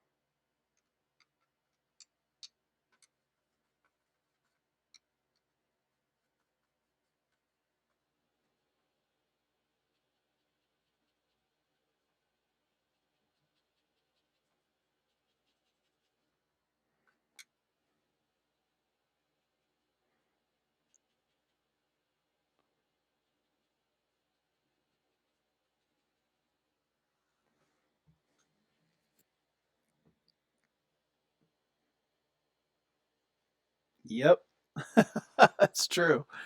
Were you able to get some pretty good relief out of those?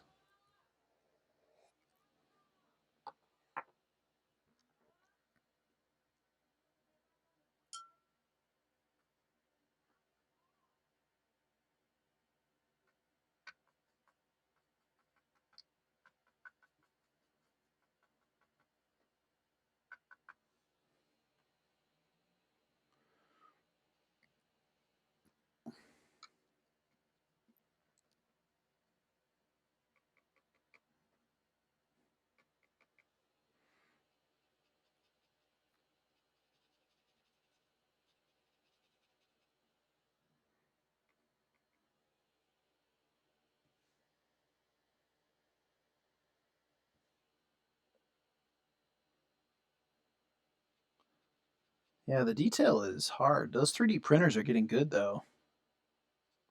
Do you have a 3D printer?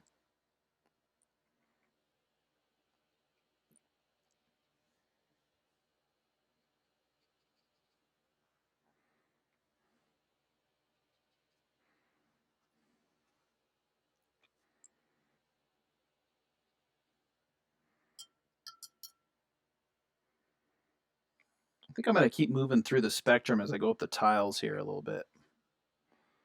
Kind of move towards the same color as the sky.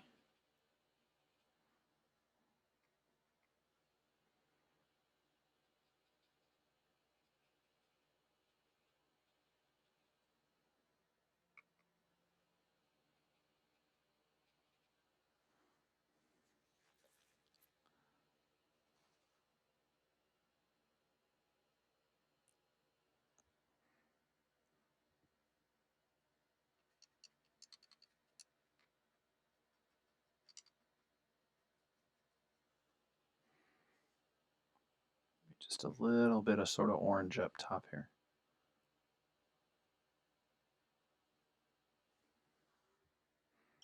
Again, I don't want too much color. I just want a suggestion.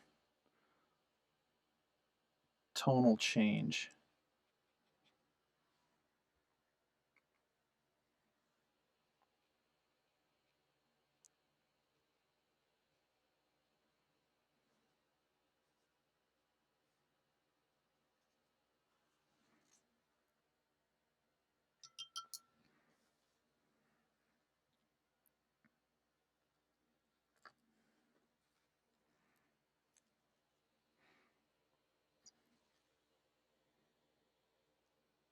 A little burnt umber there.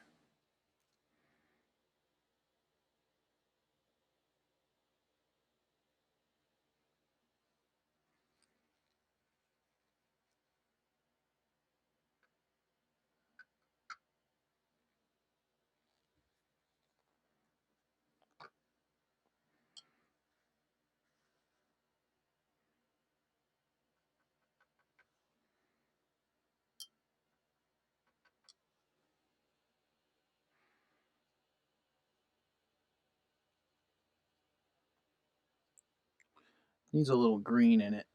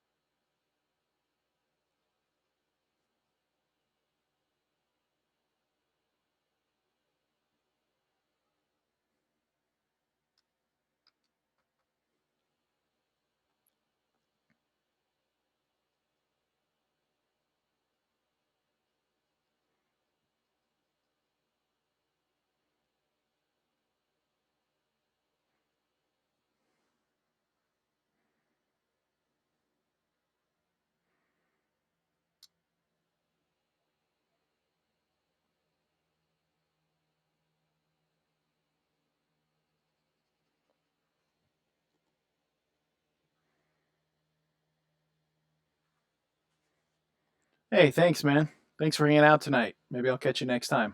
Love to hear more about your printouts. Have a good night.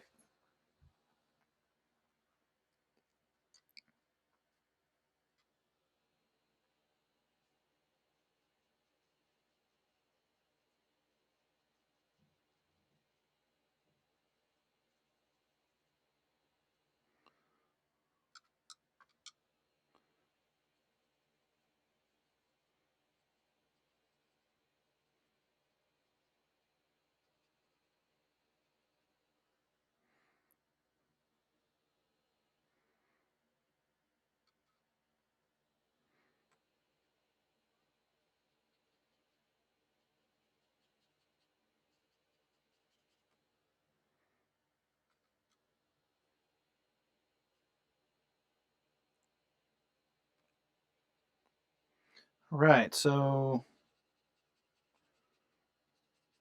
trying just to give this a little structure to this tower and not turn on my blow dryer.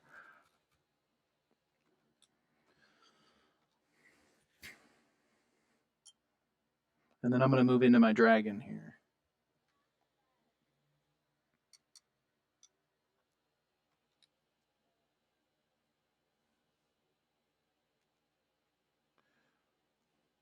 For those of you that are new tonight, I've been out here lately more on the weekends. Usually Saturday night has been my stream time. You can find me on Instagram at Trey Gallaher and Art by Trey Gallaher on Facebook. If you're wanting to follow, or you can follow me here too. And then some of my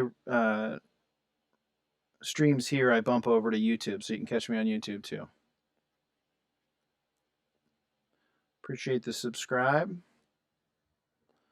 but don't feel pressured if it's not your bag. I do this anyway, so I'm out here to have some fun on my Saturday. My Saturday late.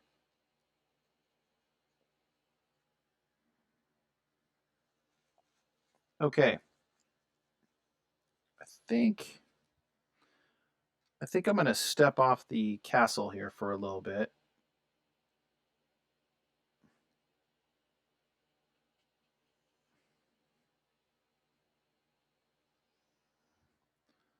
Just to give it a chance to dry, and then I can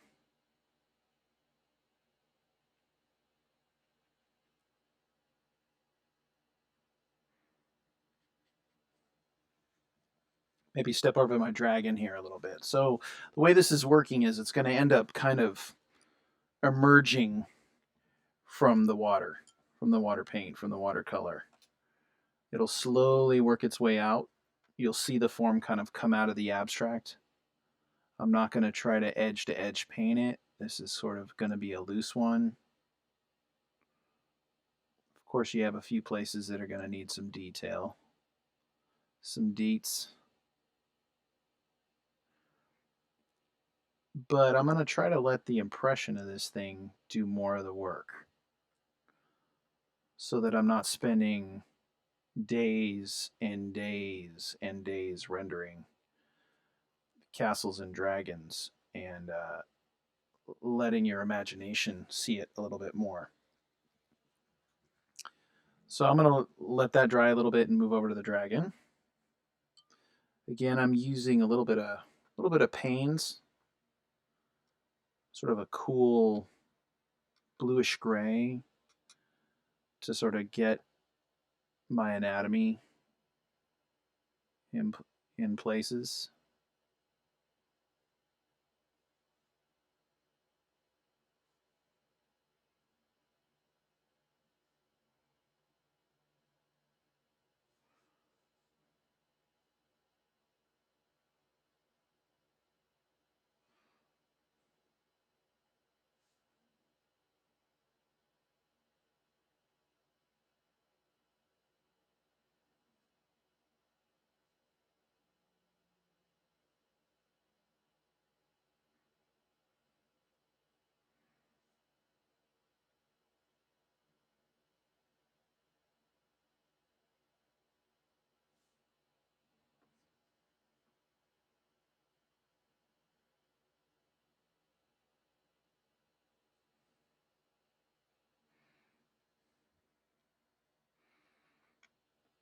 If you joined me late, I was talking a little bit earlier about this being kind of a winged creature. I guess kind of dragon, but not so much scales.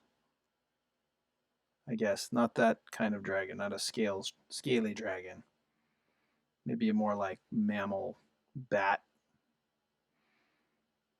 winged.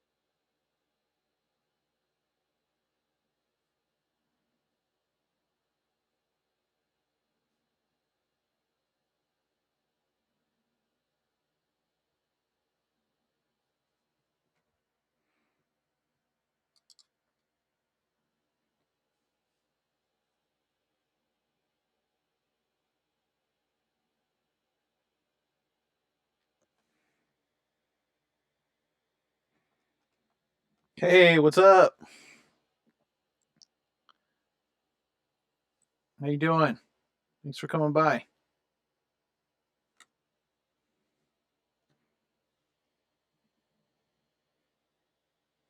Nice. Nice.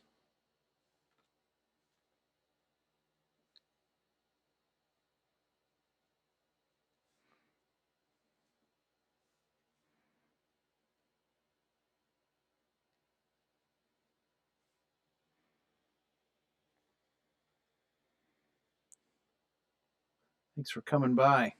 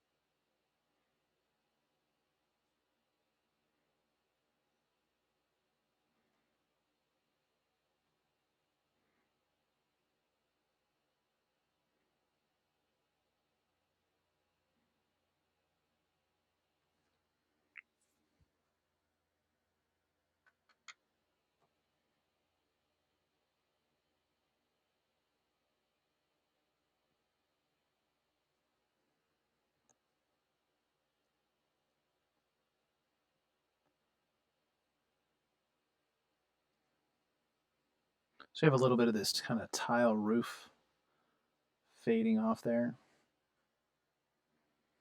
Sort of maybe shingles or thatched roof.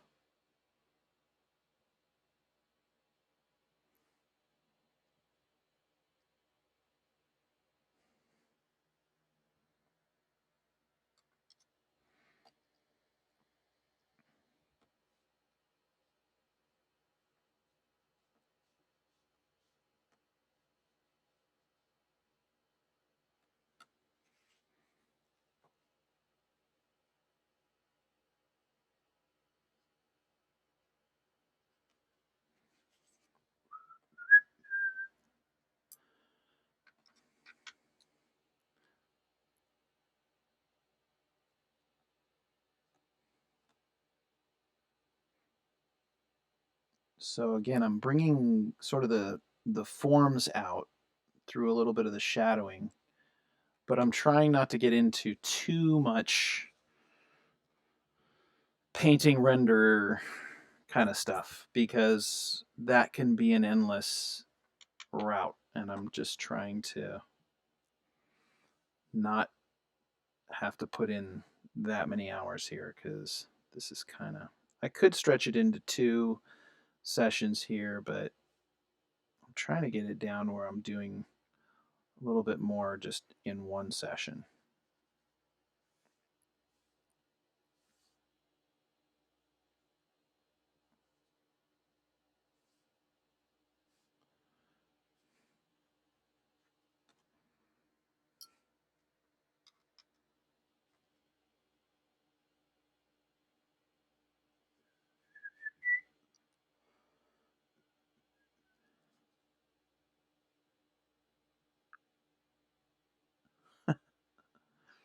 I don't know if you're all listening to something at home, but I recommend that you put on some tunes and just keep me for the visual,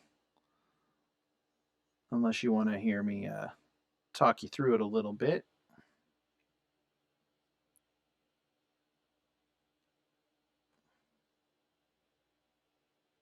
That way you can put on your own the music you want to hear.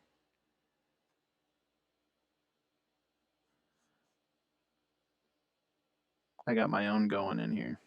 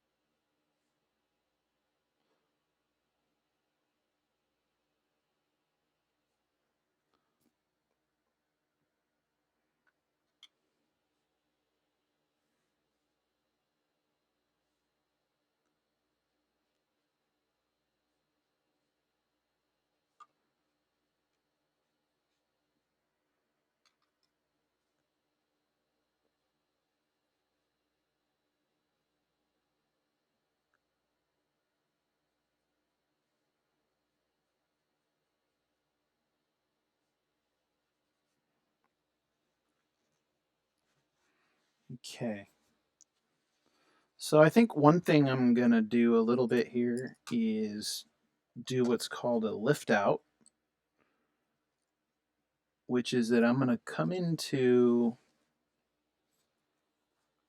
my background and I'm going to scrub out a little bit of my form so that you can see a little bit. Because I'm working pretty hard to get contrast there, but my overpaint, in other words, this kind of area back in here, is pretty dark. So by contrast, I'm going to lighten it a little bit so that I can make the forms stand out a little bit more. Now, when you do something like this, you want to have a pretty good dry piece of cloth. And right now I'm using sort of just some paper towel. I'm using a little bit more of the drier side of it. And so the first thing I'm going to do is kind of come in here on this edge and scrub. Now I'm using a flat right now.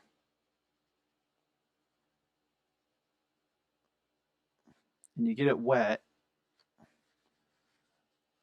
And then when you lift it, you're going to go back down a lot lighter. And that's going to help bring out your form a little bit more. This definitely works a little bit better on watercolor paper. I am not working on that tonight.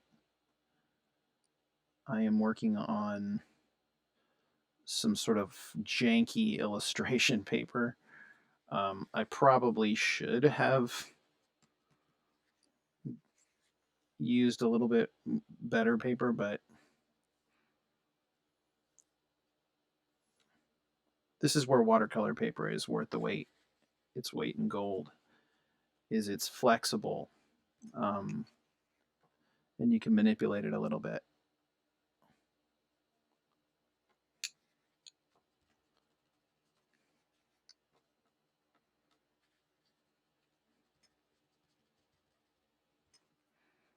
So I'm just lightening my edge a little bit there.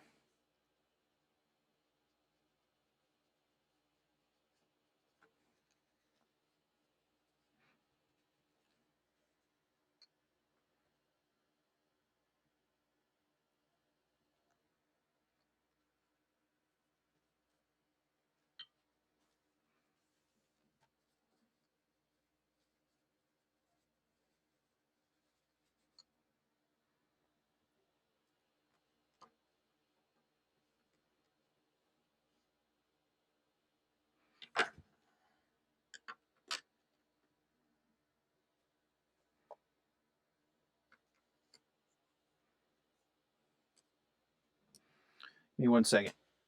I'm going to grab another piece of dry paper. I'll be right back.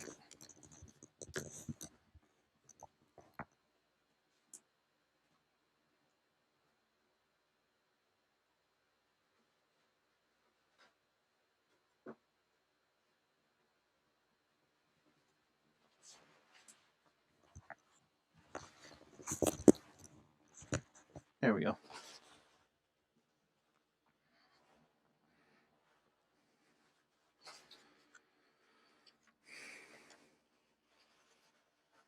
So if you're going to lift, you got to use really dry paper, meaning a dry napkin or a dry something that's really absorbent.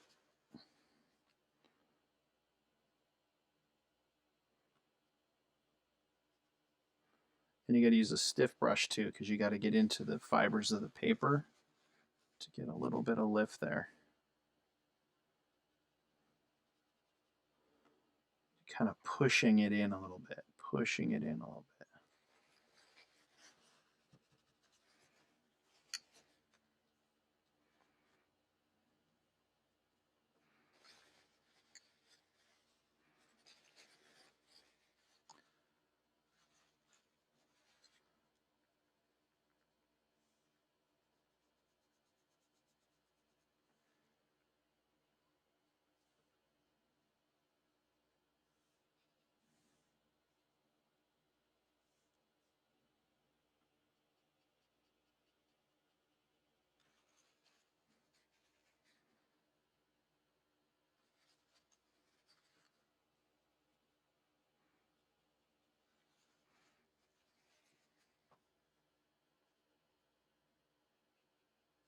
So I'm pulling out little lights.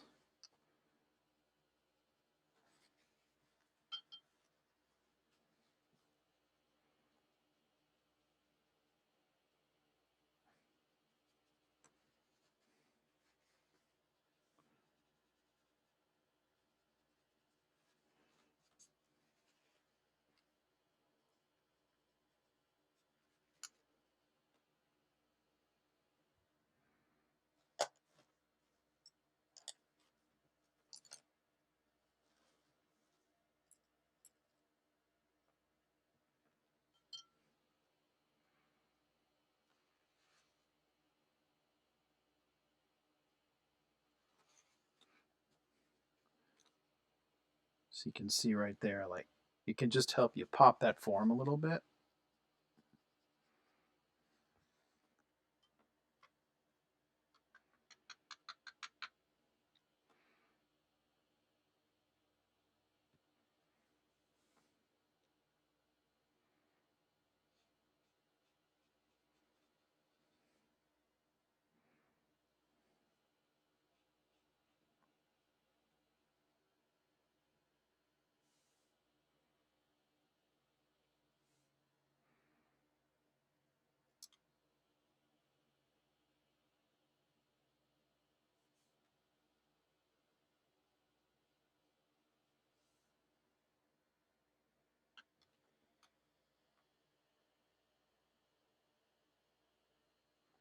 Hey, thanks.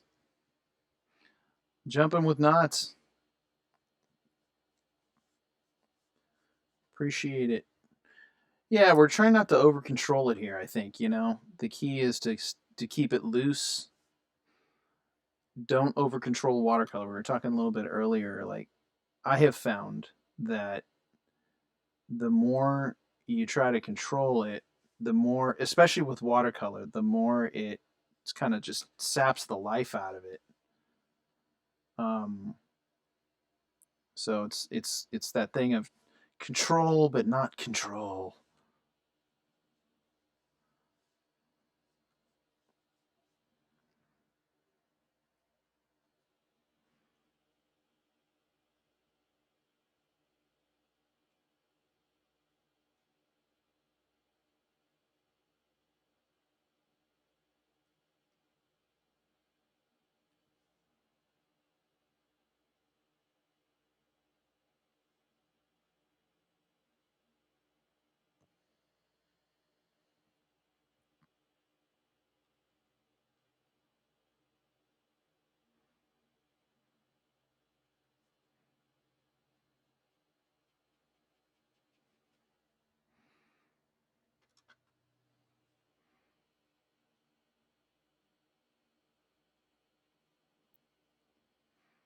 I don't know if I'm going to stay 100% watercolor with this. I'll go as far as I can. I might need to cheat it a little bit. I'm using this paper. It's not watercolor paper. It's sort of, I don't know, mixed media kind of. They call it illustration paper. And I'm not trying to do too much paint either. I think for me, I'm trying to let it be somewhere between the two. So I figured I didn't need to go too heavy with the paint.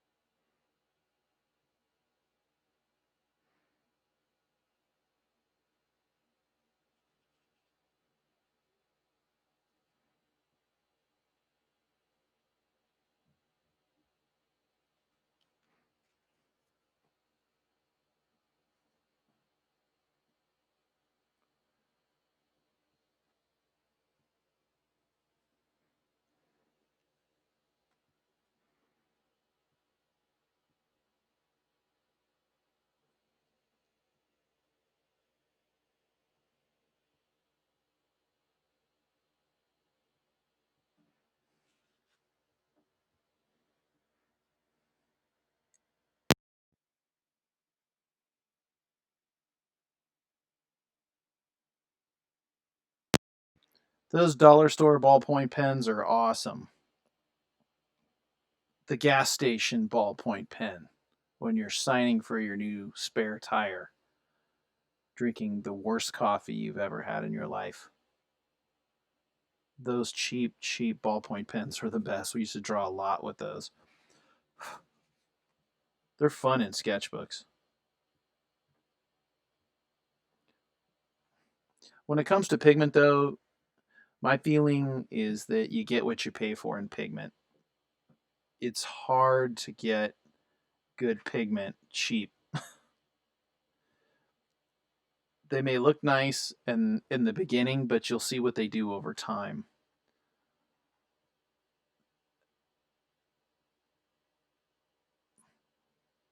Every time I've gone with the lesser brand on pigment, you knew why, and you figured out later. It's like you're like, "Yep,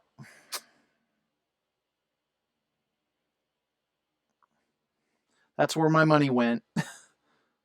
So that's why I didn't mess around when I started getting serious about watercolor years ago.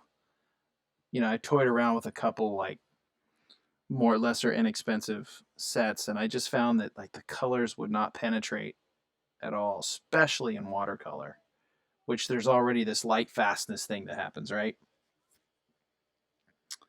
Let's see here. Sorry, I'm a little behind. Oh yeah, gouache illustrations wise and plein air, I do a lot of gouache painting. This I'm just playing with as color with a drawing, but gouache and watercolor go good. Yeah. Yep. Good old Bix. Yeah.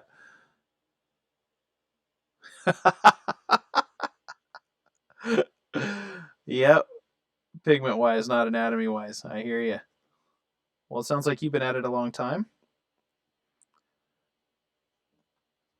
I've probably got a couple of paintings that are that old.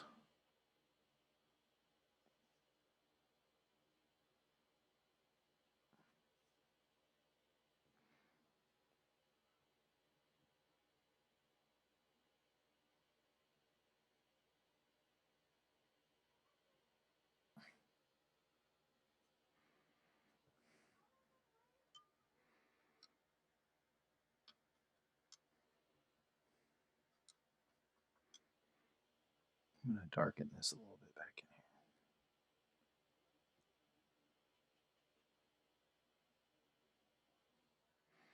It's push pull, push pull. What goes back, what comes forward.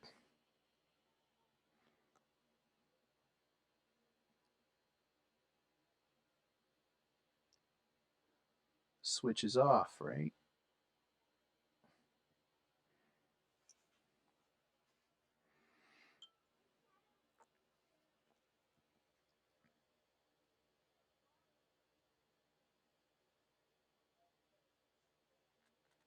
Hey, thanks. I appreciate it. My goal was to get this done tonight, but as usual, this one may go longer. We'll have to see. Or I might switch medium just to get it done quicker. I mean, I'm not intending this to be like a pure watercolor necessarily, but thanks for the ups, though. I appreciate it very much.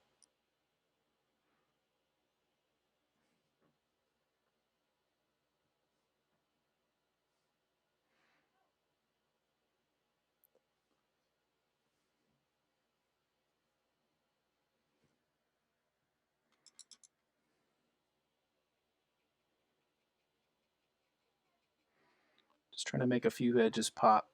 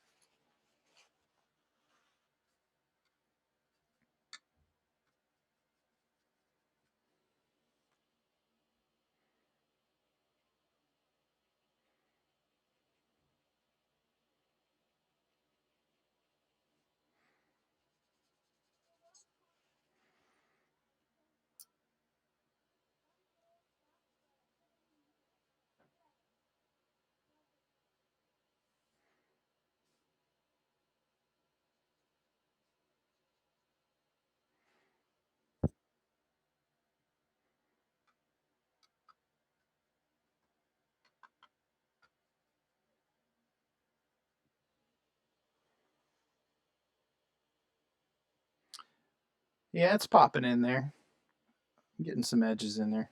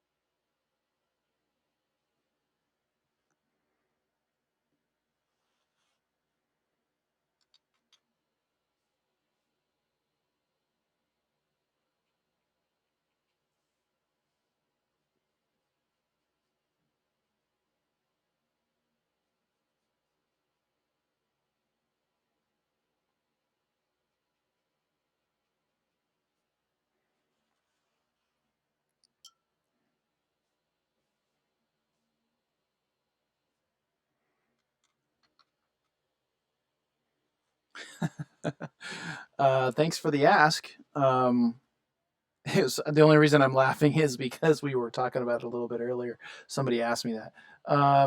It's really hard to say. I think what we came up with, or what I came up with, is depending on the category of art, right? We're comparing it to like music, right? How do you pick a favorite anything? What do you like? If you're talking fine art, are we talking painting? Are we talking draftsmen? Are we talking illustrators? Are we talking concept artists? Um, it's like there's so many categories. Um, I think in the painters, I've always gravitated a lot towards the impressionists and post impressionists. Um, I love Courbet. Corbet is one of my favorites, but I love Winslow Homer. Um, Sargent, of course.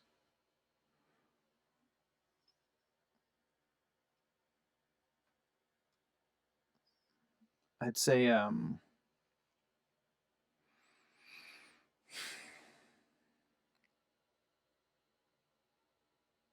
you're talking illustrators, probably. Yeah, I love N.C. Wyeth. Um, if you're talking classic illustrators, if you're talking more like modern to this last generation or two, I did my thesis on an illustrator named Robert Weaver and the New York Crew.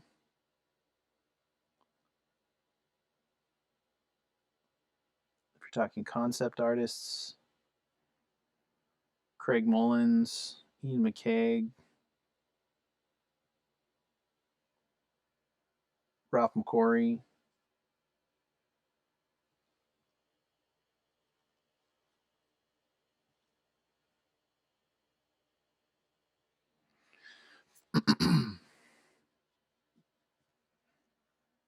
I think I'm going to finally come in maybe with a little bit of color here into the wing. I've been kind of holding off on the color a little bit, letting the value do the work, but I think I'm ready to maybe try a little bit of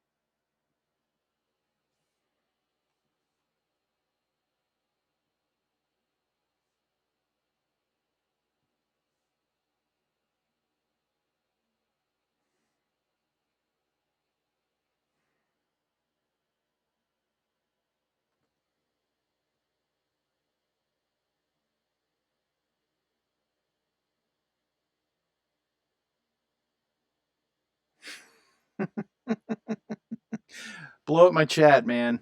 Somebody's got to do it. No, I appreciate it. I really do. It's nice to talk to other artists too and hear about what they do. Um, Sometimes you pick stuff up, or it's just neat to hear how other people work. I hear you about the music. Part of the music thing here is sort of you know, rights to music and streaming, and even though this isn't a paid broadcast for me, um, still music's a little sticky, and so I just prefer not to put music on. I figure whenever I watch streams, I usually have my own music going anyway, so hey, by all means put on some music in the background and keep me going here on the screen, and and that way you can blast your music. But yeah, no, I hear you. I am listening to music of my own actually in here. So I'm having music, so I hope you are too. Um, Music is makes art like so much richer, at least the creating of the art so much richer. I love it. I almost always am listening to music when I'm creating.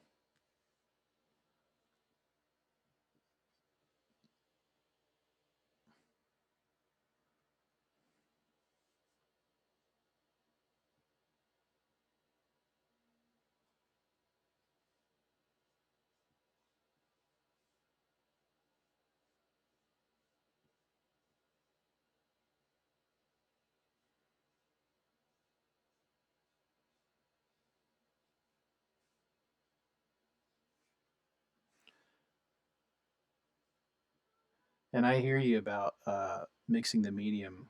I used to do a lot of mixed medium in college and when I was in school, sort of learning a lot about the mediums and what is it they could do, and I think that's great. I think people should experiment with the mediums to figure out which one is gonna do the thing that they need it to do. I also teach. I teach painting and natural medium as well as digital. I'm doing natural medium here because I teach a lot of digital during the week, so I actually kind of enjoy stepping back to natural medium and just enjoying the total flow that happens with it. The push against not being able to undo,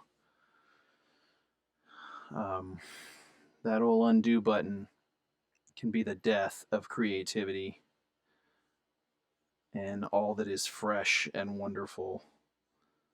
If it just becomes your second nature is to undo everything, you spend more time undoing than making art. But obviously, it serves its purpose. It has its importance.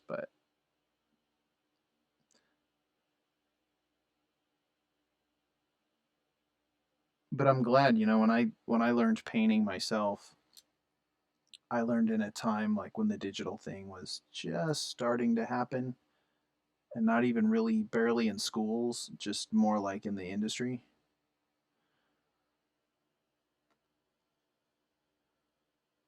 So for me, I was so glad to have learned the natural mediums while you still could, from some amazing painters.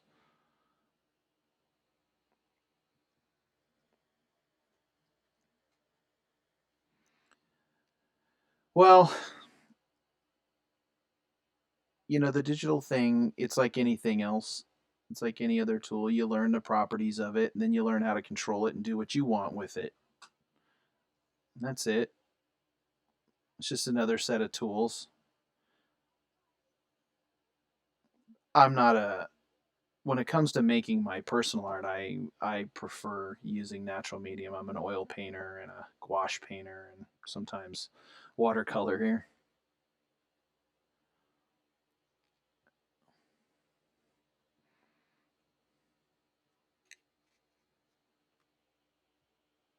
But if you're working in industries, creative industries today, it's really hard to be exclusively like natural medium. You just can't. They just need you to have that flexibility and that workability with other artists who are using different mediums too. So you got to know your way around a pencil and some paint, but you also got to know how to manipulate things, because sometimes the jobs you get are not about complete creation, but about manipulating stuff other people have already started. So the digital tool is, what can you say, you know?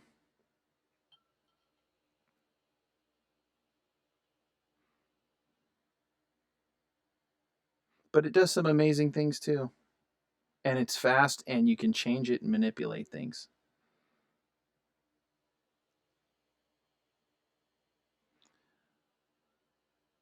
They just want to be able to control and change things.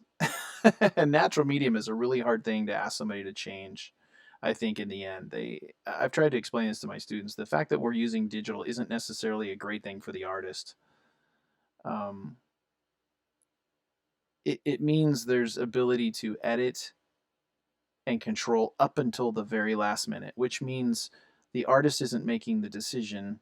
It's the executives, it's the big money people who are looking at the your product and saying we need to be able to change it to do what we think is going to make it successful. It's kind of like creativity by numbers, by what the statistics will tell us.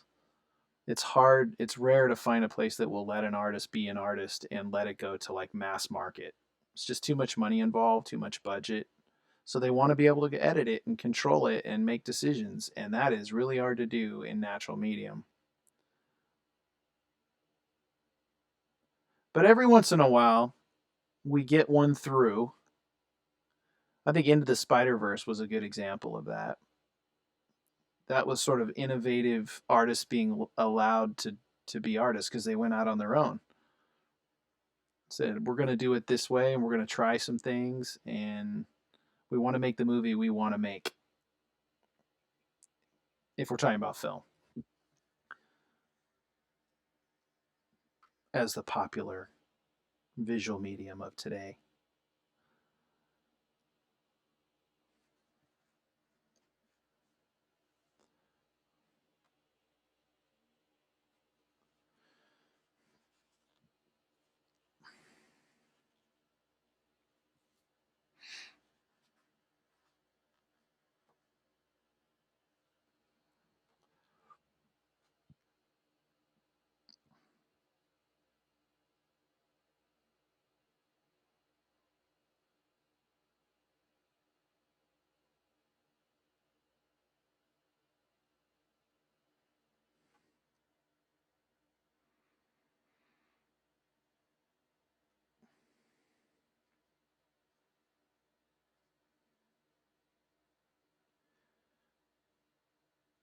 But what does industry know about, you know, great art? uh, they make profits, they make money, they put shit out there. I don't know how much of it is amazing and great, and but they make products.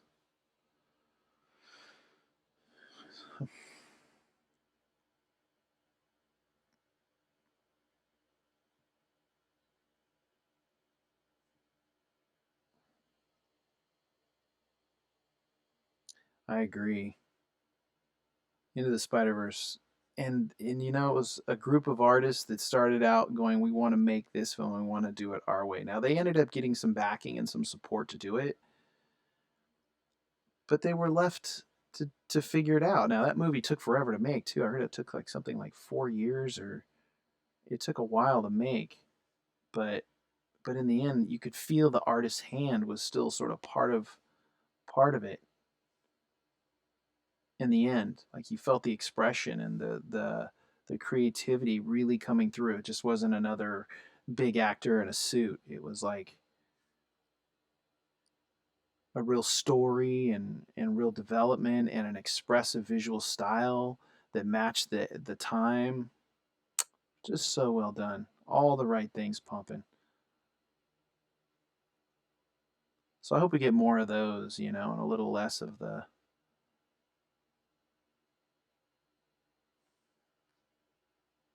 overproduced big budget stuff that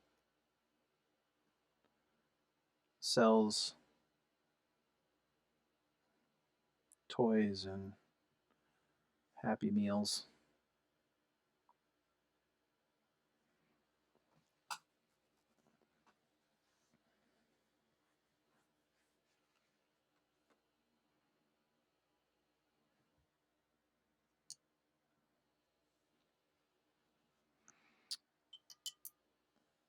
You know, this thing has way more paint on it than I really thought I would do.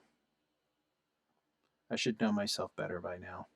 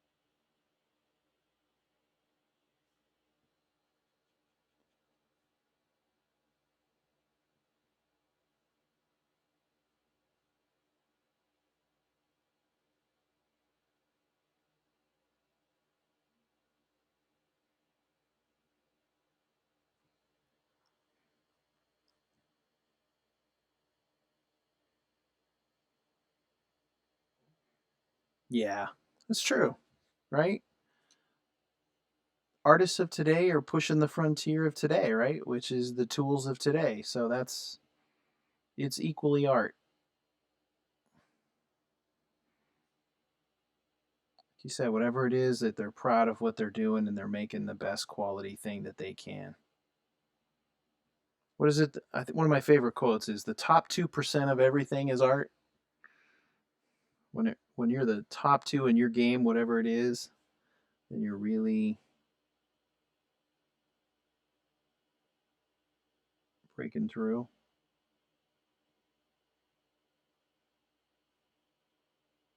Whatever it is, even if you're doing math, math is art. When you get to a certain level of math.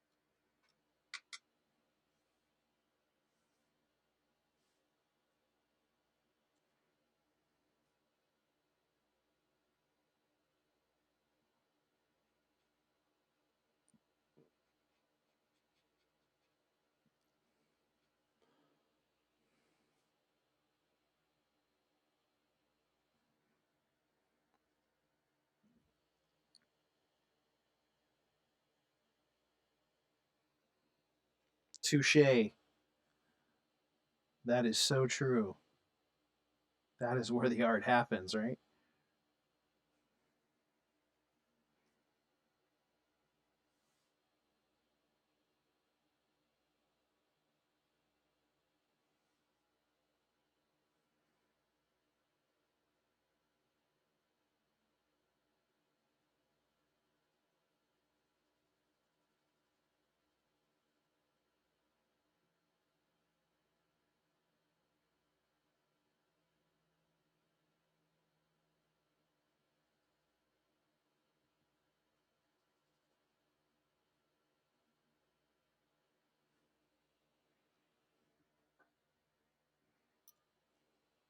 You know, we were talking about gouache. I might end up doing some gouache on this thing just to get some of those highlights back.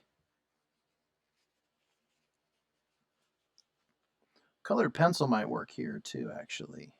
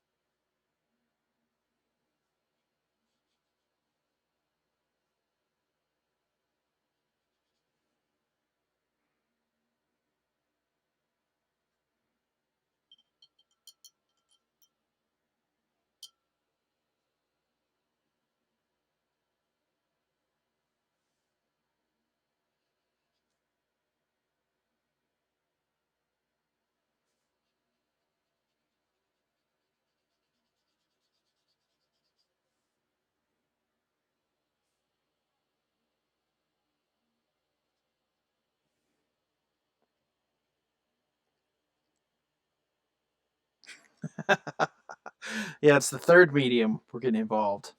It's the artist, it's the medium, and then it's Twitch. All of it happening. And then we've got a new art form. It's performance. It's art being performed and conversation happening.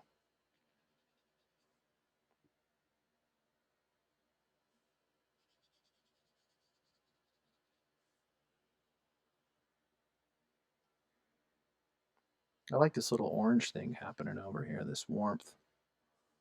This is kind of cool.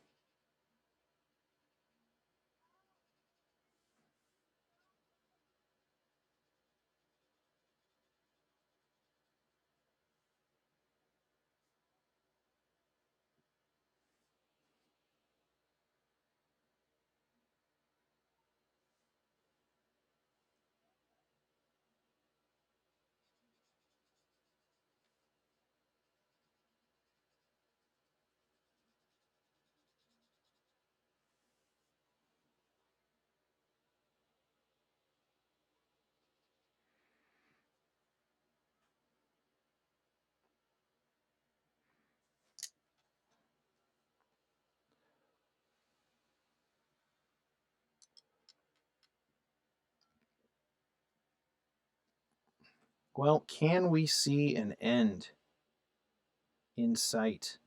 Is that possible? So that I don't stream till dawn. Except Daniel, I know you're just getting going. Welcome everybody for just joining.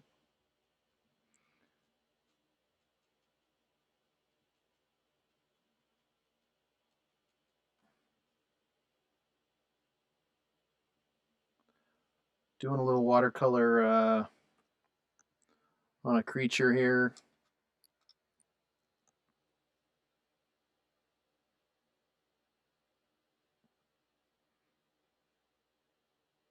I'm usually out Saturday nights here if you're interested in the stream. I appreciate the subscriptions. But if not, I'm totally cool with that too. If you're just popping by, good to have you aboard. Hope you're working on something creative tonight yourself. I like to think people are out there working on their stuff too. I'm usually working on my stuff when I'm watching other people's streams or videos. So I hope you're doing the same.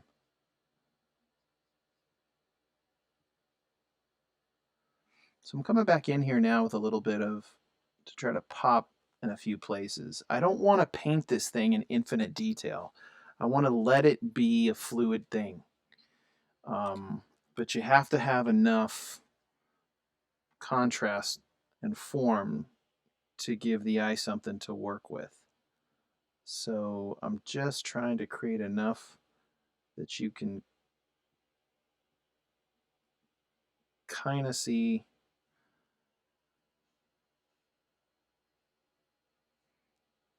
the form, but not feeling like I have to overdo it either. Edge control.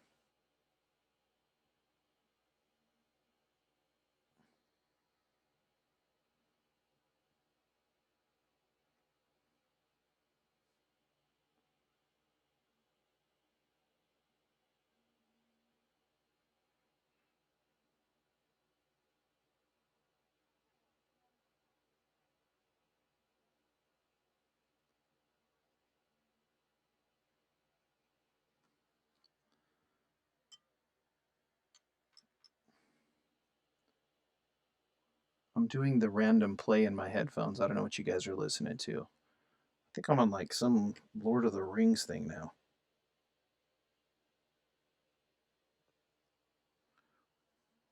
What are you guys listening?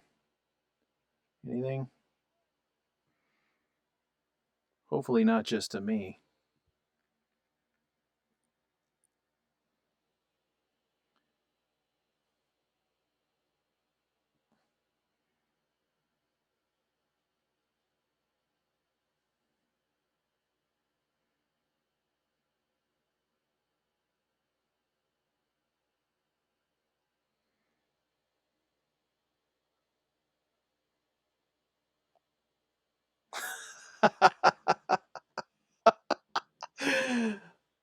Jumping with knots, you are great.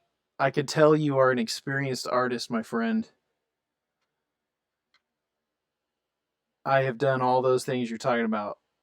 You think you fucked it up, and then you, excuse me, maybe a family show, maybe not, but at this hour probably not. But yeah, you come back a couple days later, you're like, hmm, not as bad as I thought. It's okay. It's just mistakes and fixing them. It's like life,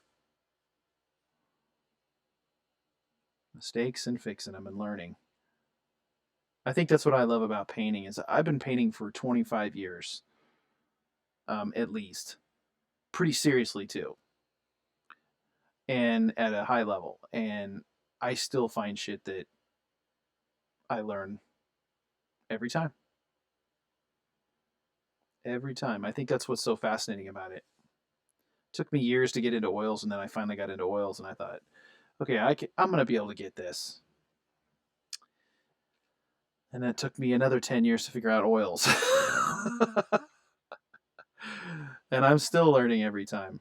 I think that's what the greatest thing. It's like science. I think that's what science and art have in common. There's this element of discovery, this element of like learn. If you're not learning something, then why are you doing it? The joy is in discovery, right? So,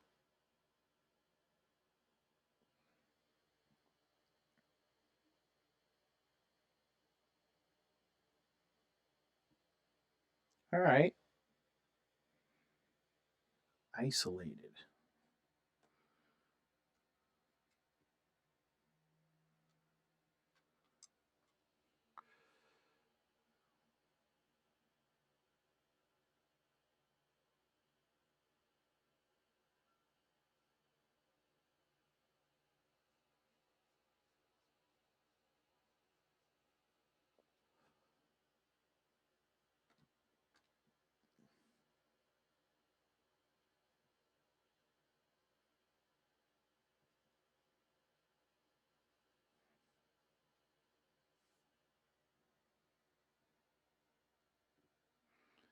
I think we're getting there.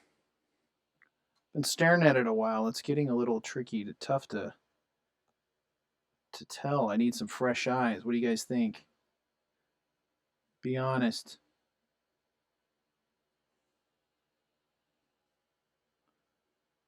I think I was going to have a tooth sticking out there. I'm at a point where I have to be like, okay, no more.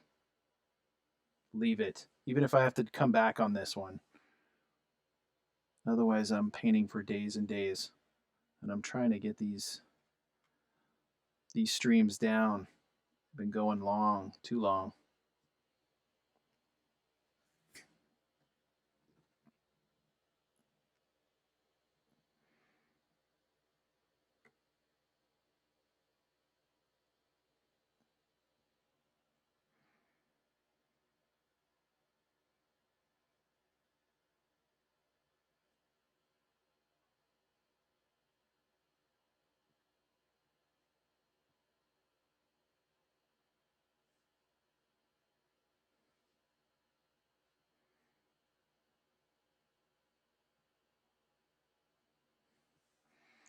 I'd be happy with like 75%. If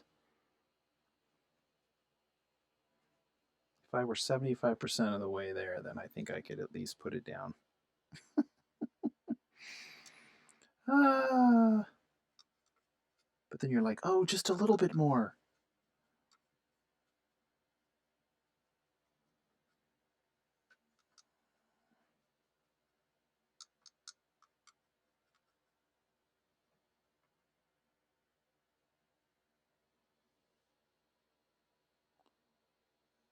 And then the wife is like, forget you, I'm going to bed.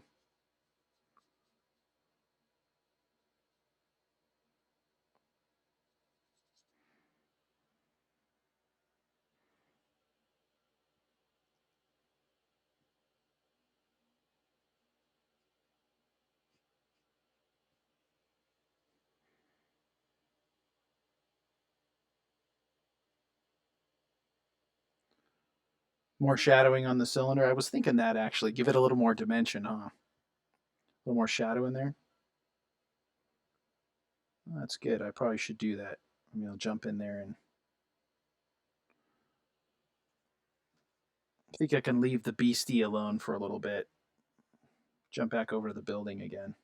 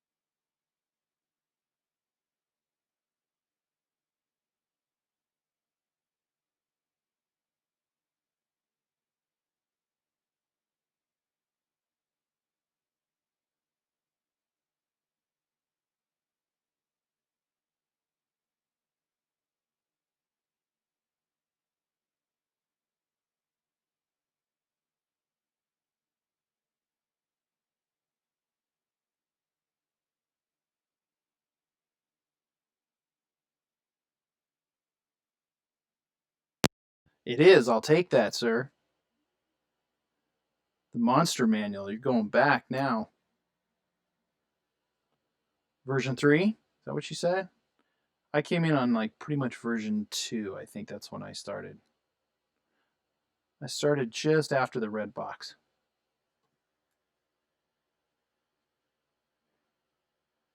I was pretty much like a late 70s, early 80s kid. But by the time I got to D&D, it was version 2.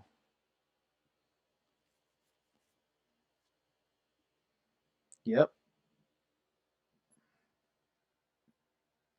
Thank you. I will take that.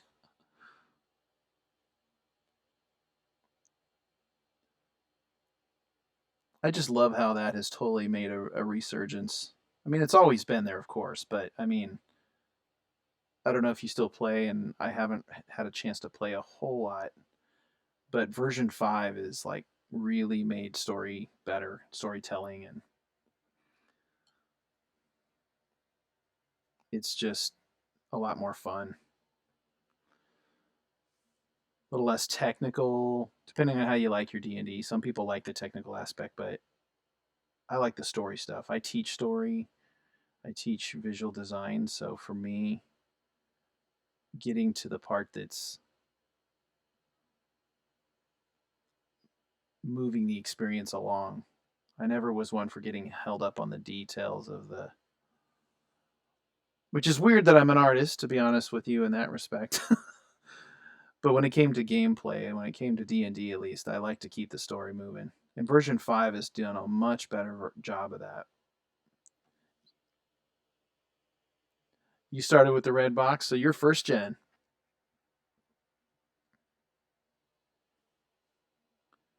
Well, next to photocopies, I suppose.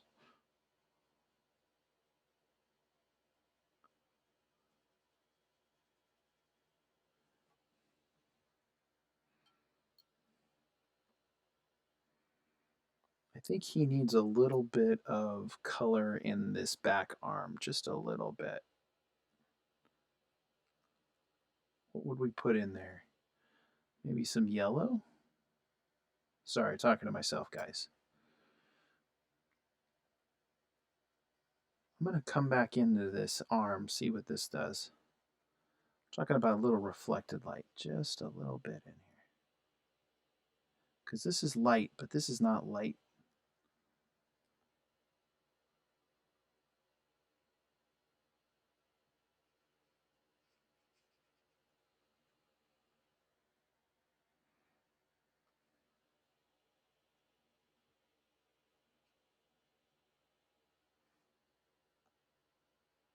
Just to warm it up a little bit.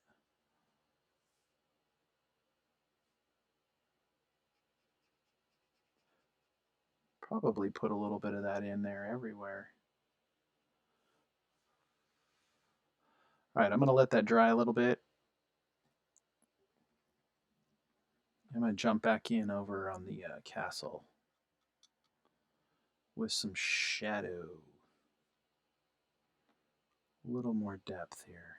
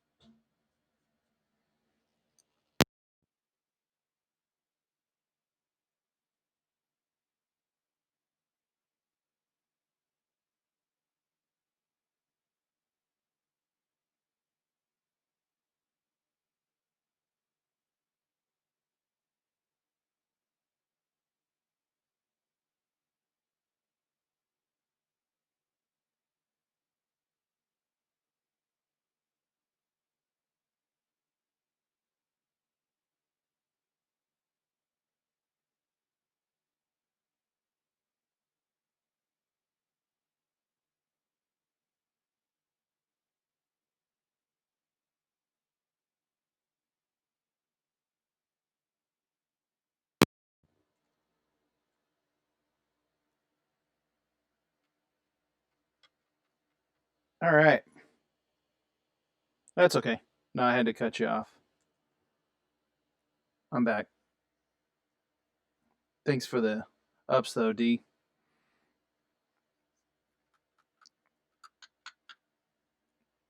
You know who came in.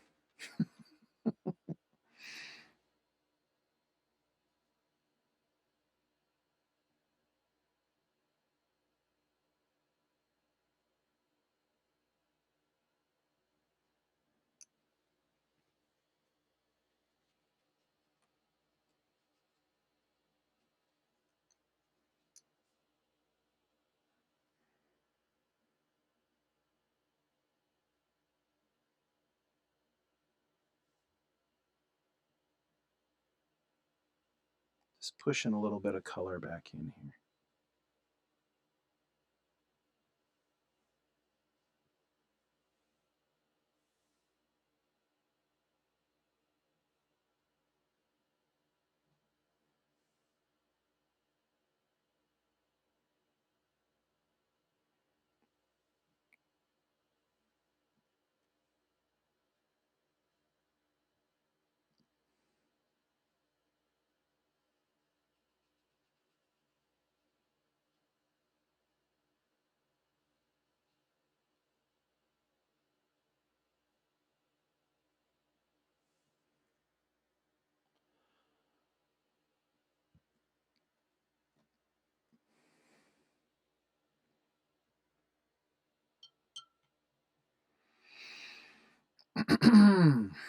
Well, I think I'm beginning to see some end here.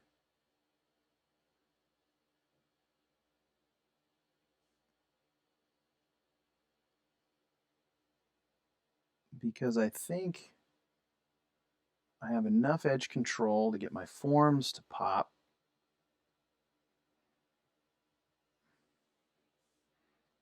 There's enough kind of color interest. I'm going to wait and see what happens on these bricks over here. I think the bricks may need a little bit of help, like my friend out here was suggesting. And I'm thinking what it might be actually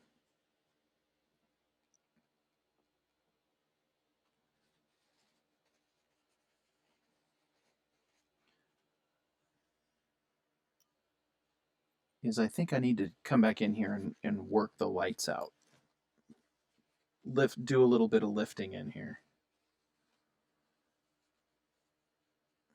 Which means I need a good stiff dry brush.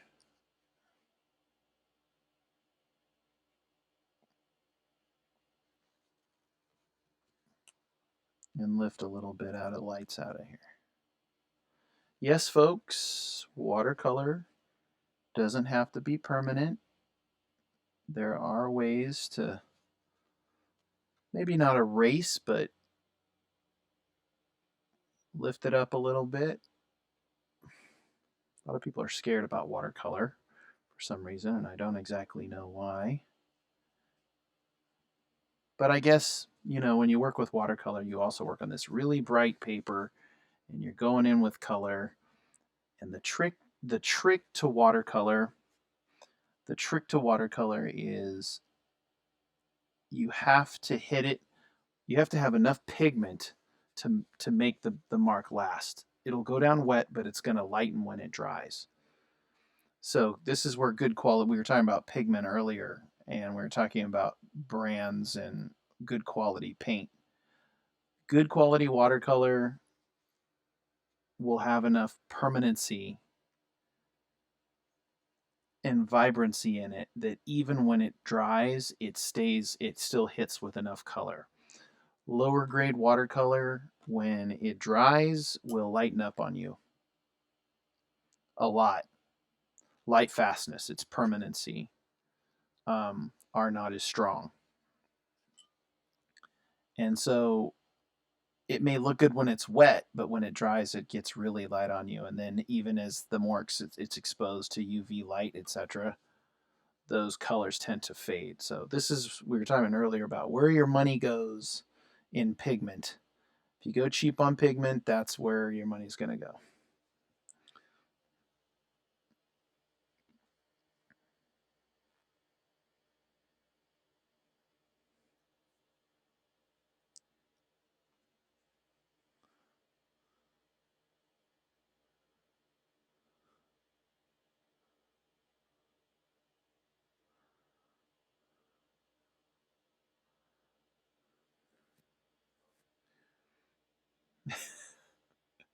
Sorry, guys, I'm just getting caught up here.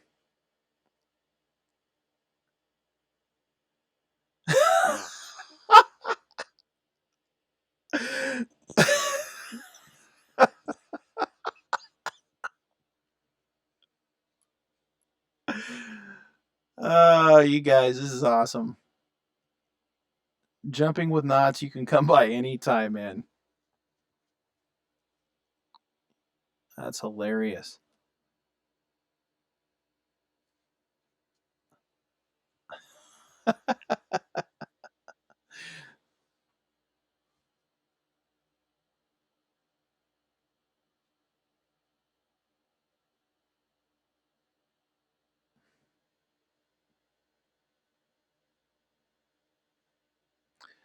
Yeah, it's true.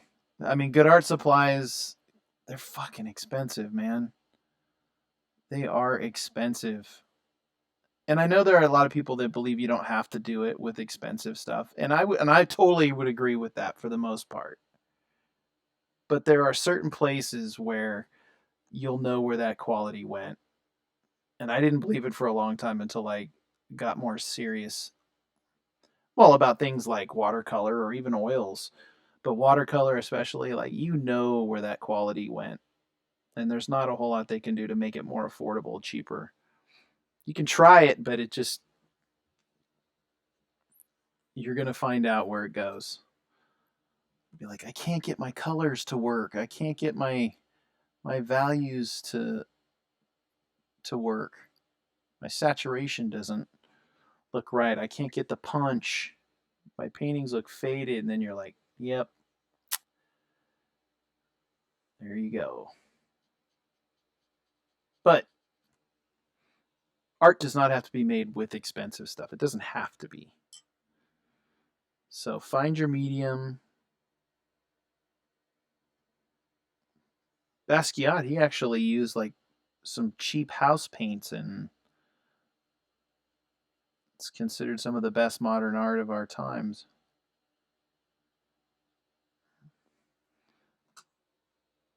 And the postmoderns, Rauschenberg used acrylics.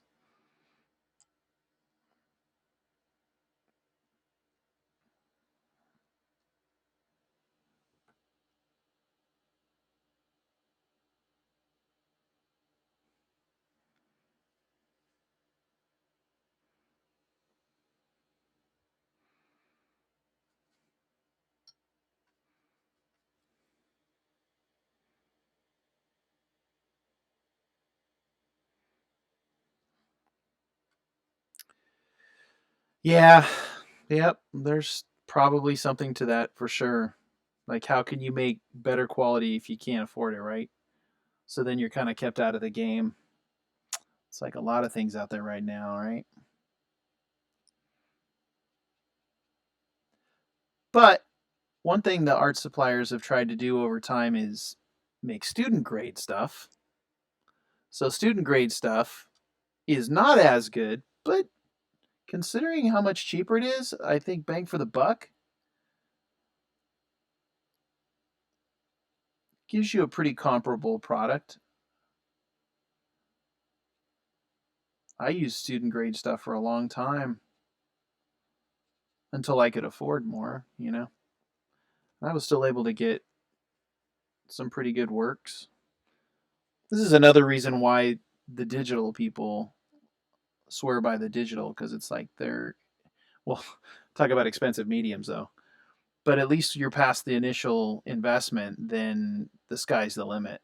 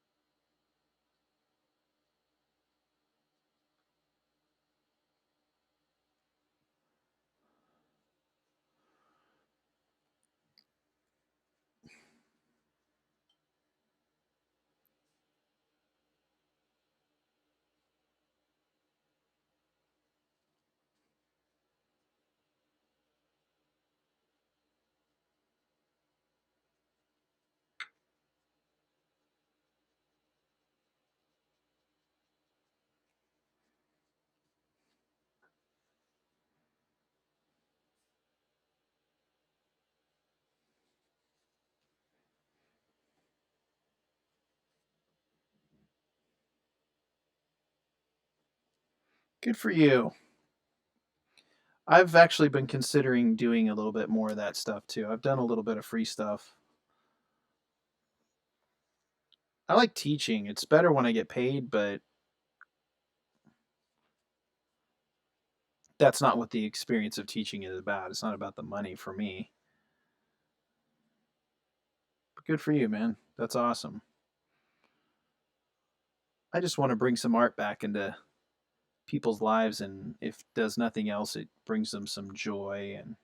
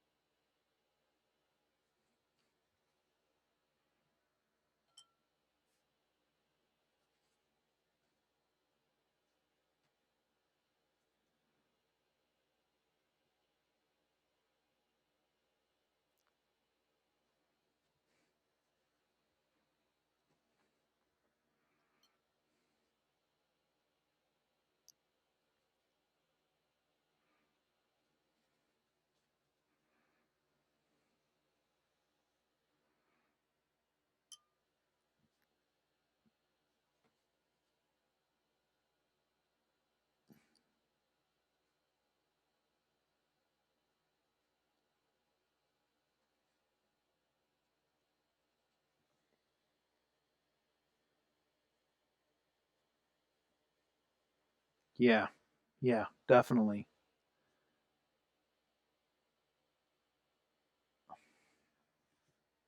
You don't have to replenish. Well, that's not entirely true, but for the most part, you don't have to replenish the digital tool as much as you might have to replenish natural medium. But I have to be honest, I mean, I've got paints I've had a long time. I mean, if you take care of your paint and you take care of your equipment, it can last a long time. I mean, digital tools get old too. I mean,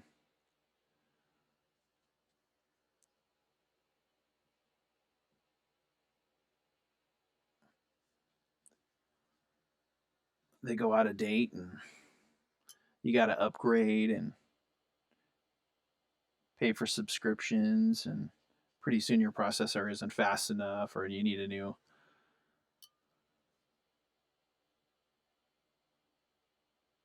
new machine to kind of keep up. It's just too old. They aren't upgrading it.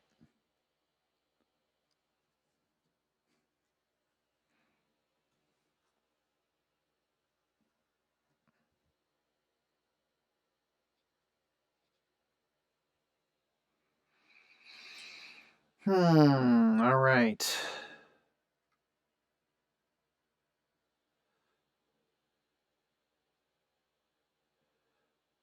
Well,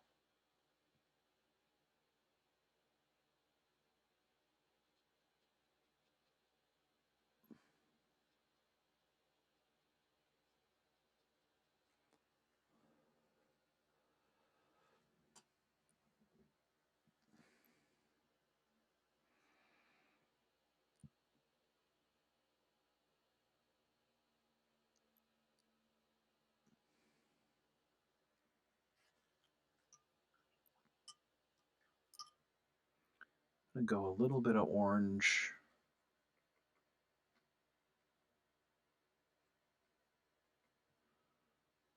a little orangey maybe. See what this does.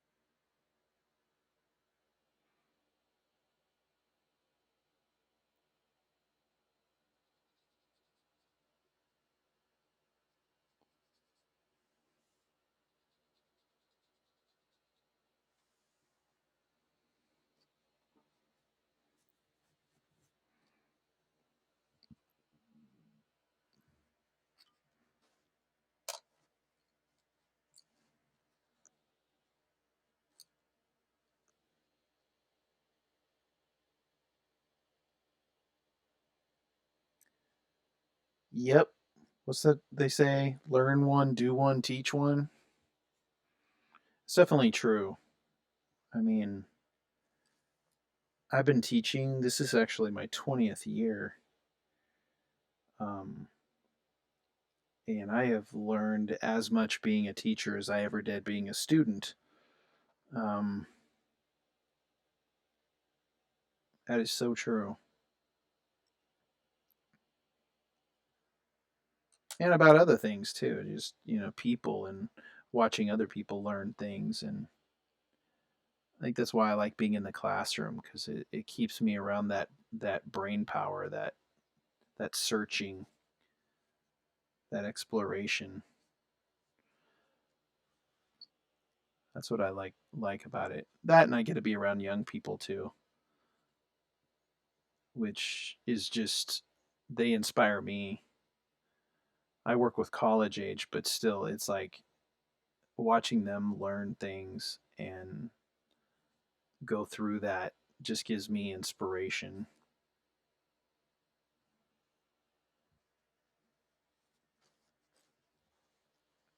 What age or when? How old do you teach people?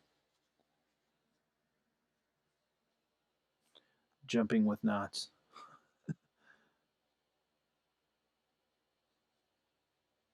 Kids or adults or?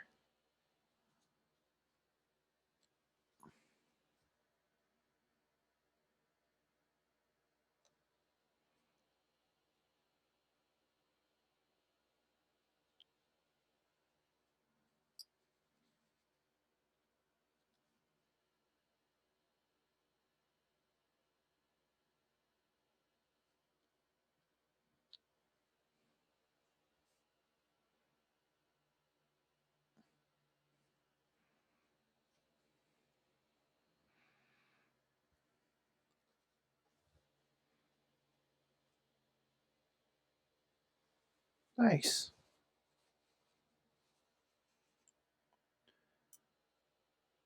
What kind of work do you like to do most of the time? Watercolors, painting, sculpture?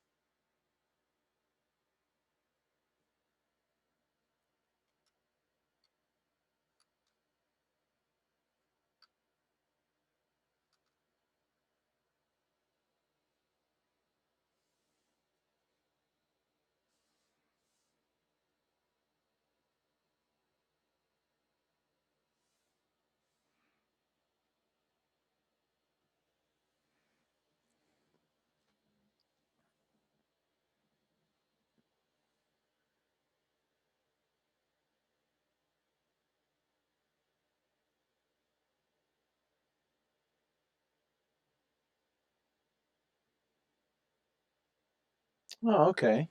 Sort of a three color tonal build up there.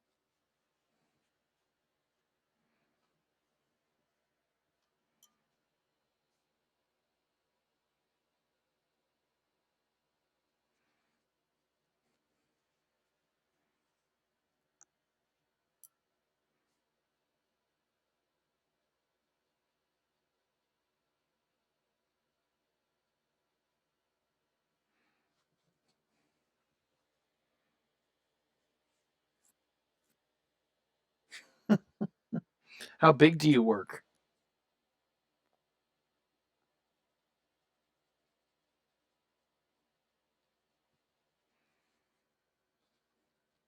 Work large on those or like sketchbook size?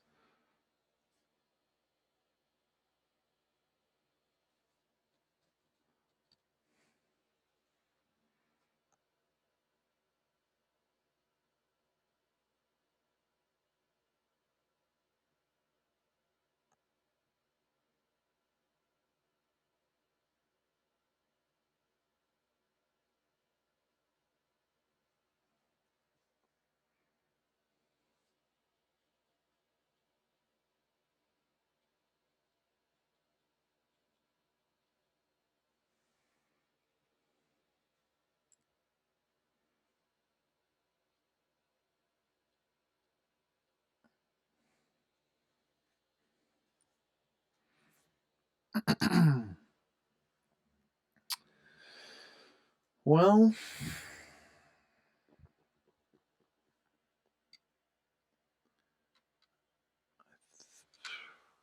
see what I don't know what else I can do to this thing. Still need to get a little pop out of this.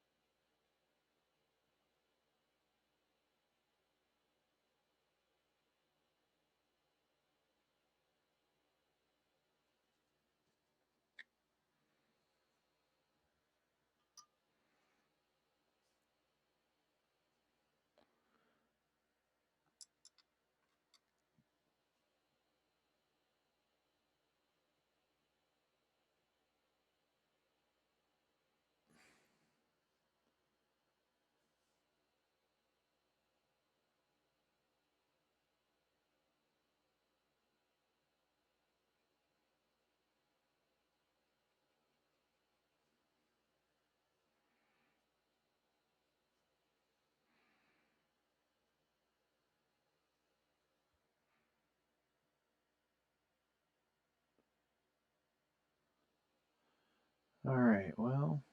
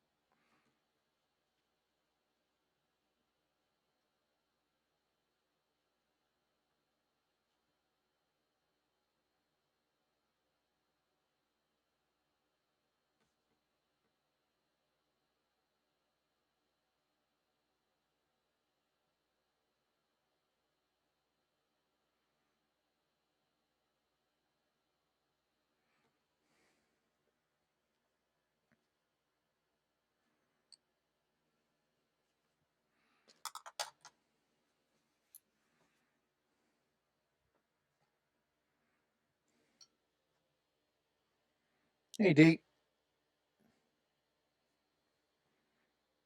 Welcome, AQ1M.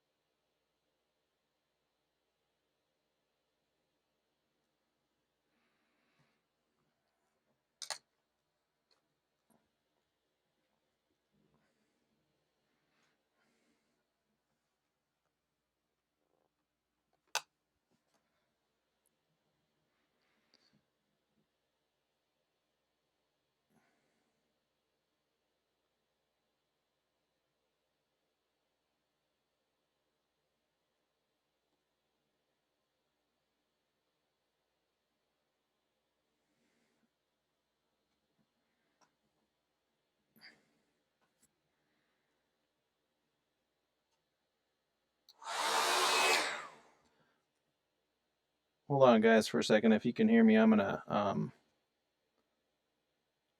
mute you for a sec so you don't have to hear this.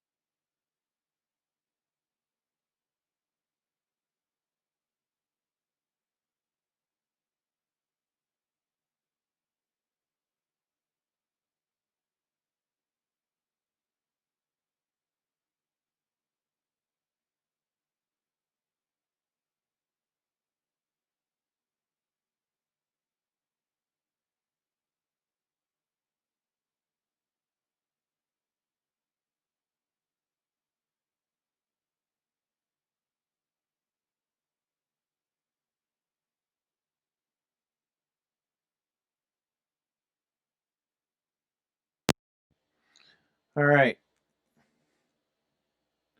You all hearing me okay? Looks like we're having a little bit of stream health issues. Um, just want to make sure you guys can hear me.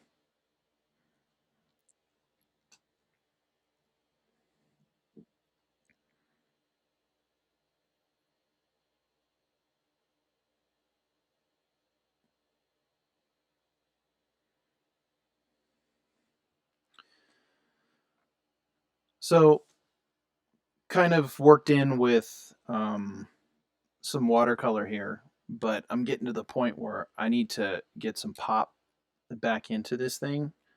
So I'm going to work with a little bit of pencil to help me out in a few places.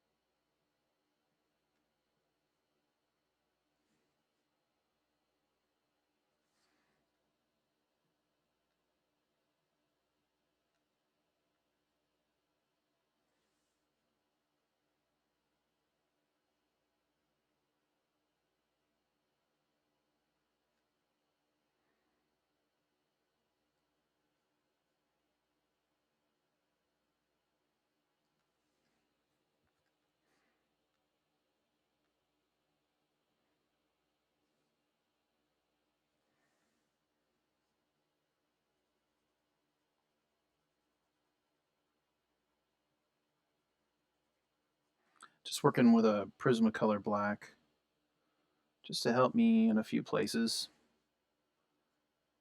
Kind of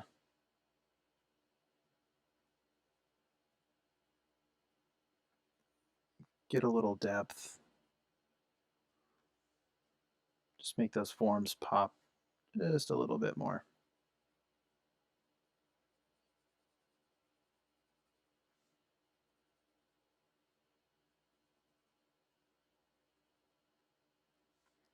Key here is to stay pretty sharp. So you want to keep a good point.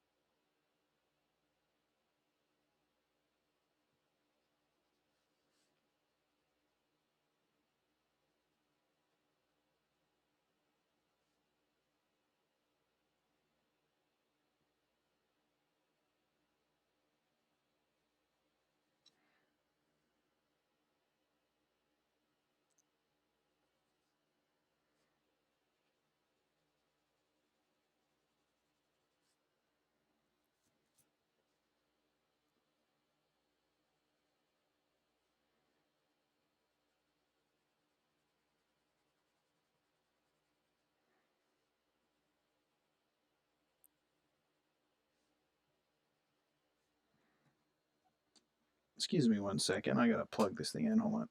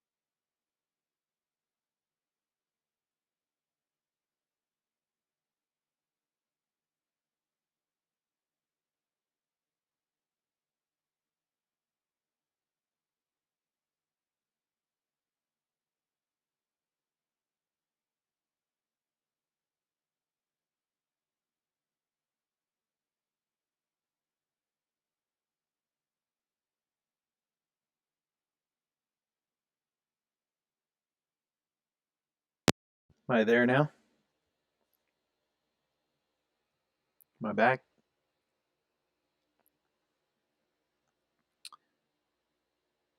Thanks for staying with me, hanging out.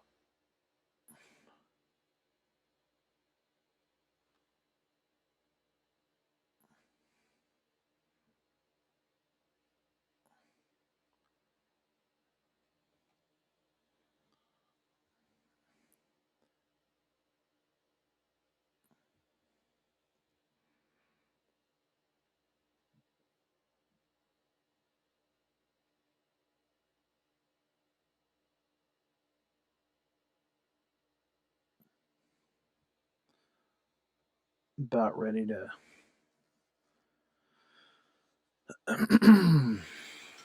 be done here.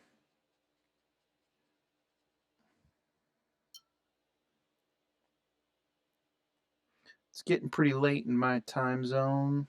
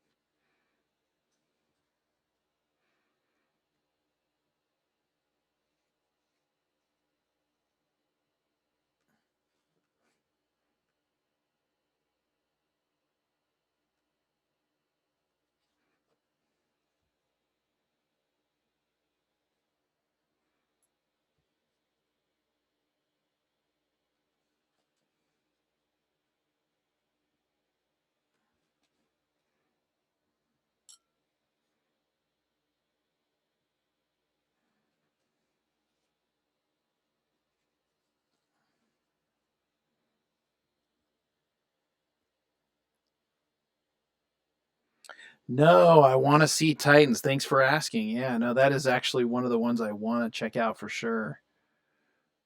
I remember when it was coming, I wanted to see it, but I have not yet. So that will be my next to watch. Thanks for reminding me, actually. That is definitely one I wanted to catch. Do you like it?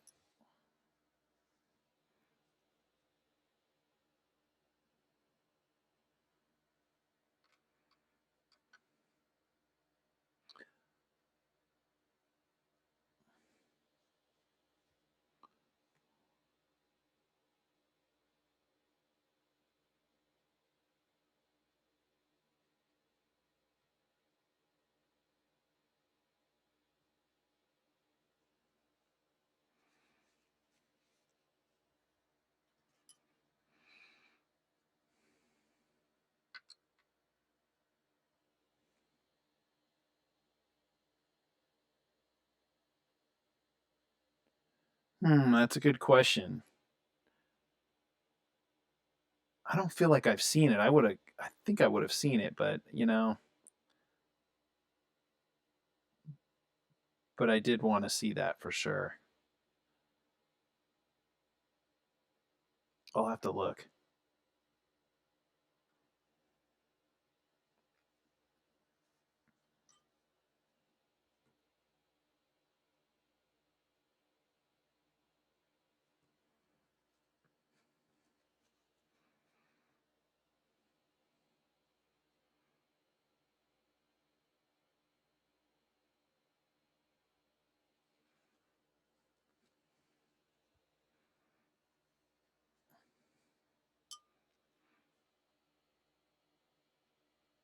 Got any other shows? What else you been watching?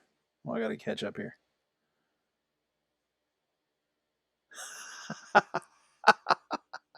Dishes never end.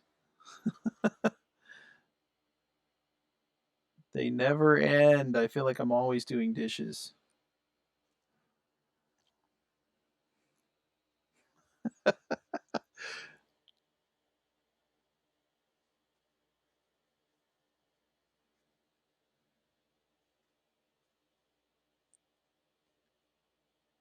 See character, yeah.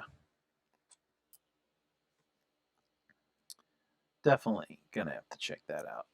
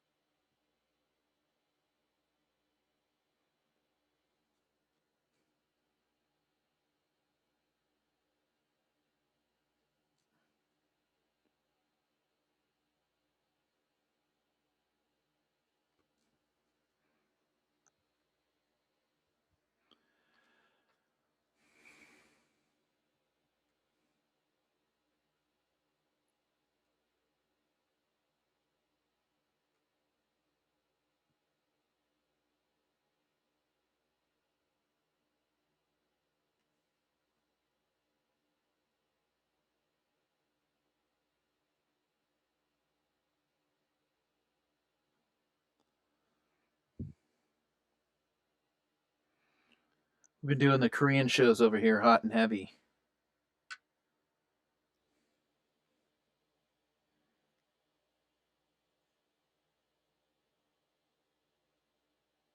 Oh, cool. Yeah, I'm gonna have to check a couple of those out, man.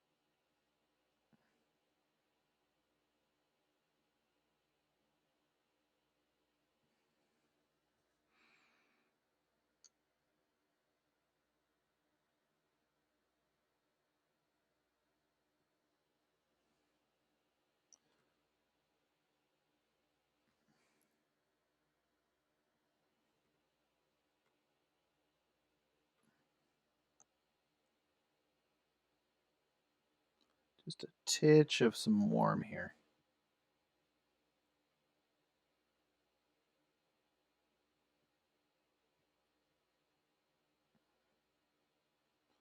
All right.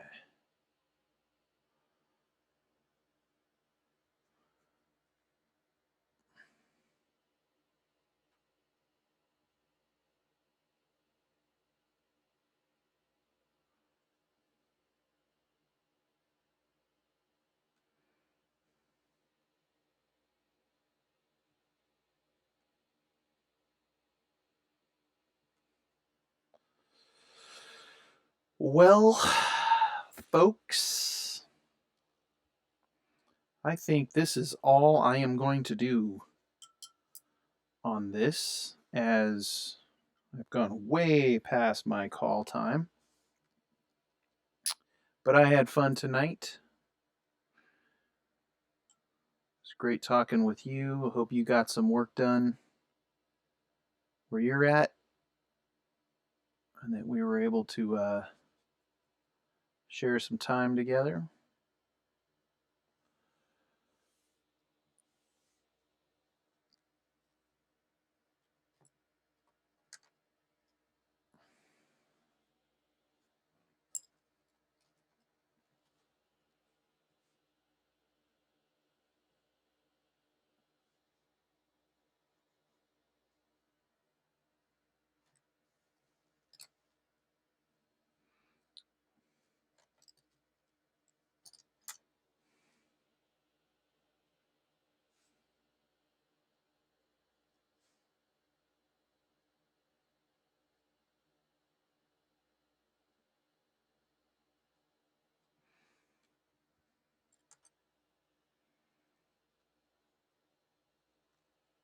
I think there will definitely be some touch ups in the works here, but I think we're getting a pretty good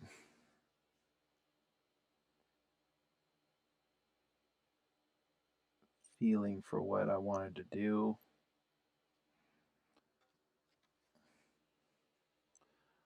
A little blips and blabs, a little bit of highlights here and there.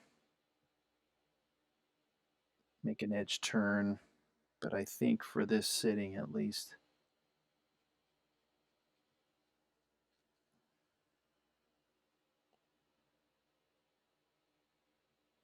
I gotta put a pin in it.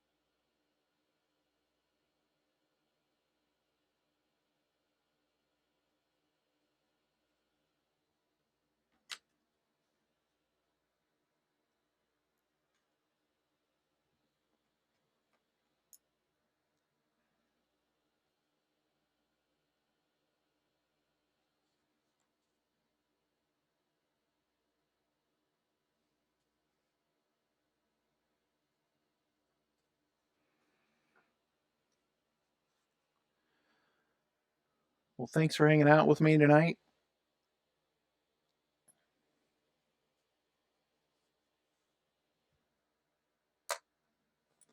I'm gonna sign it off.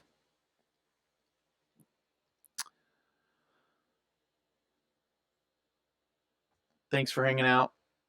Draw, draw, draw. Do your passion. Be good to yourself. Be good to other people. And I'll catch you next time. Thanks for hanging out, guys. Have a good one.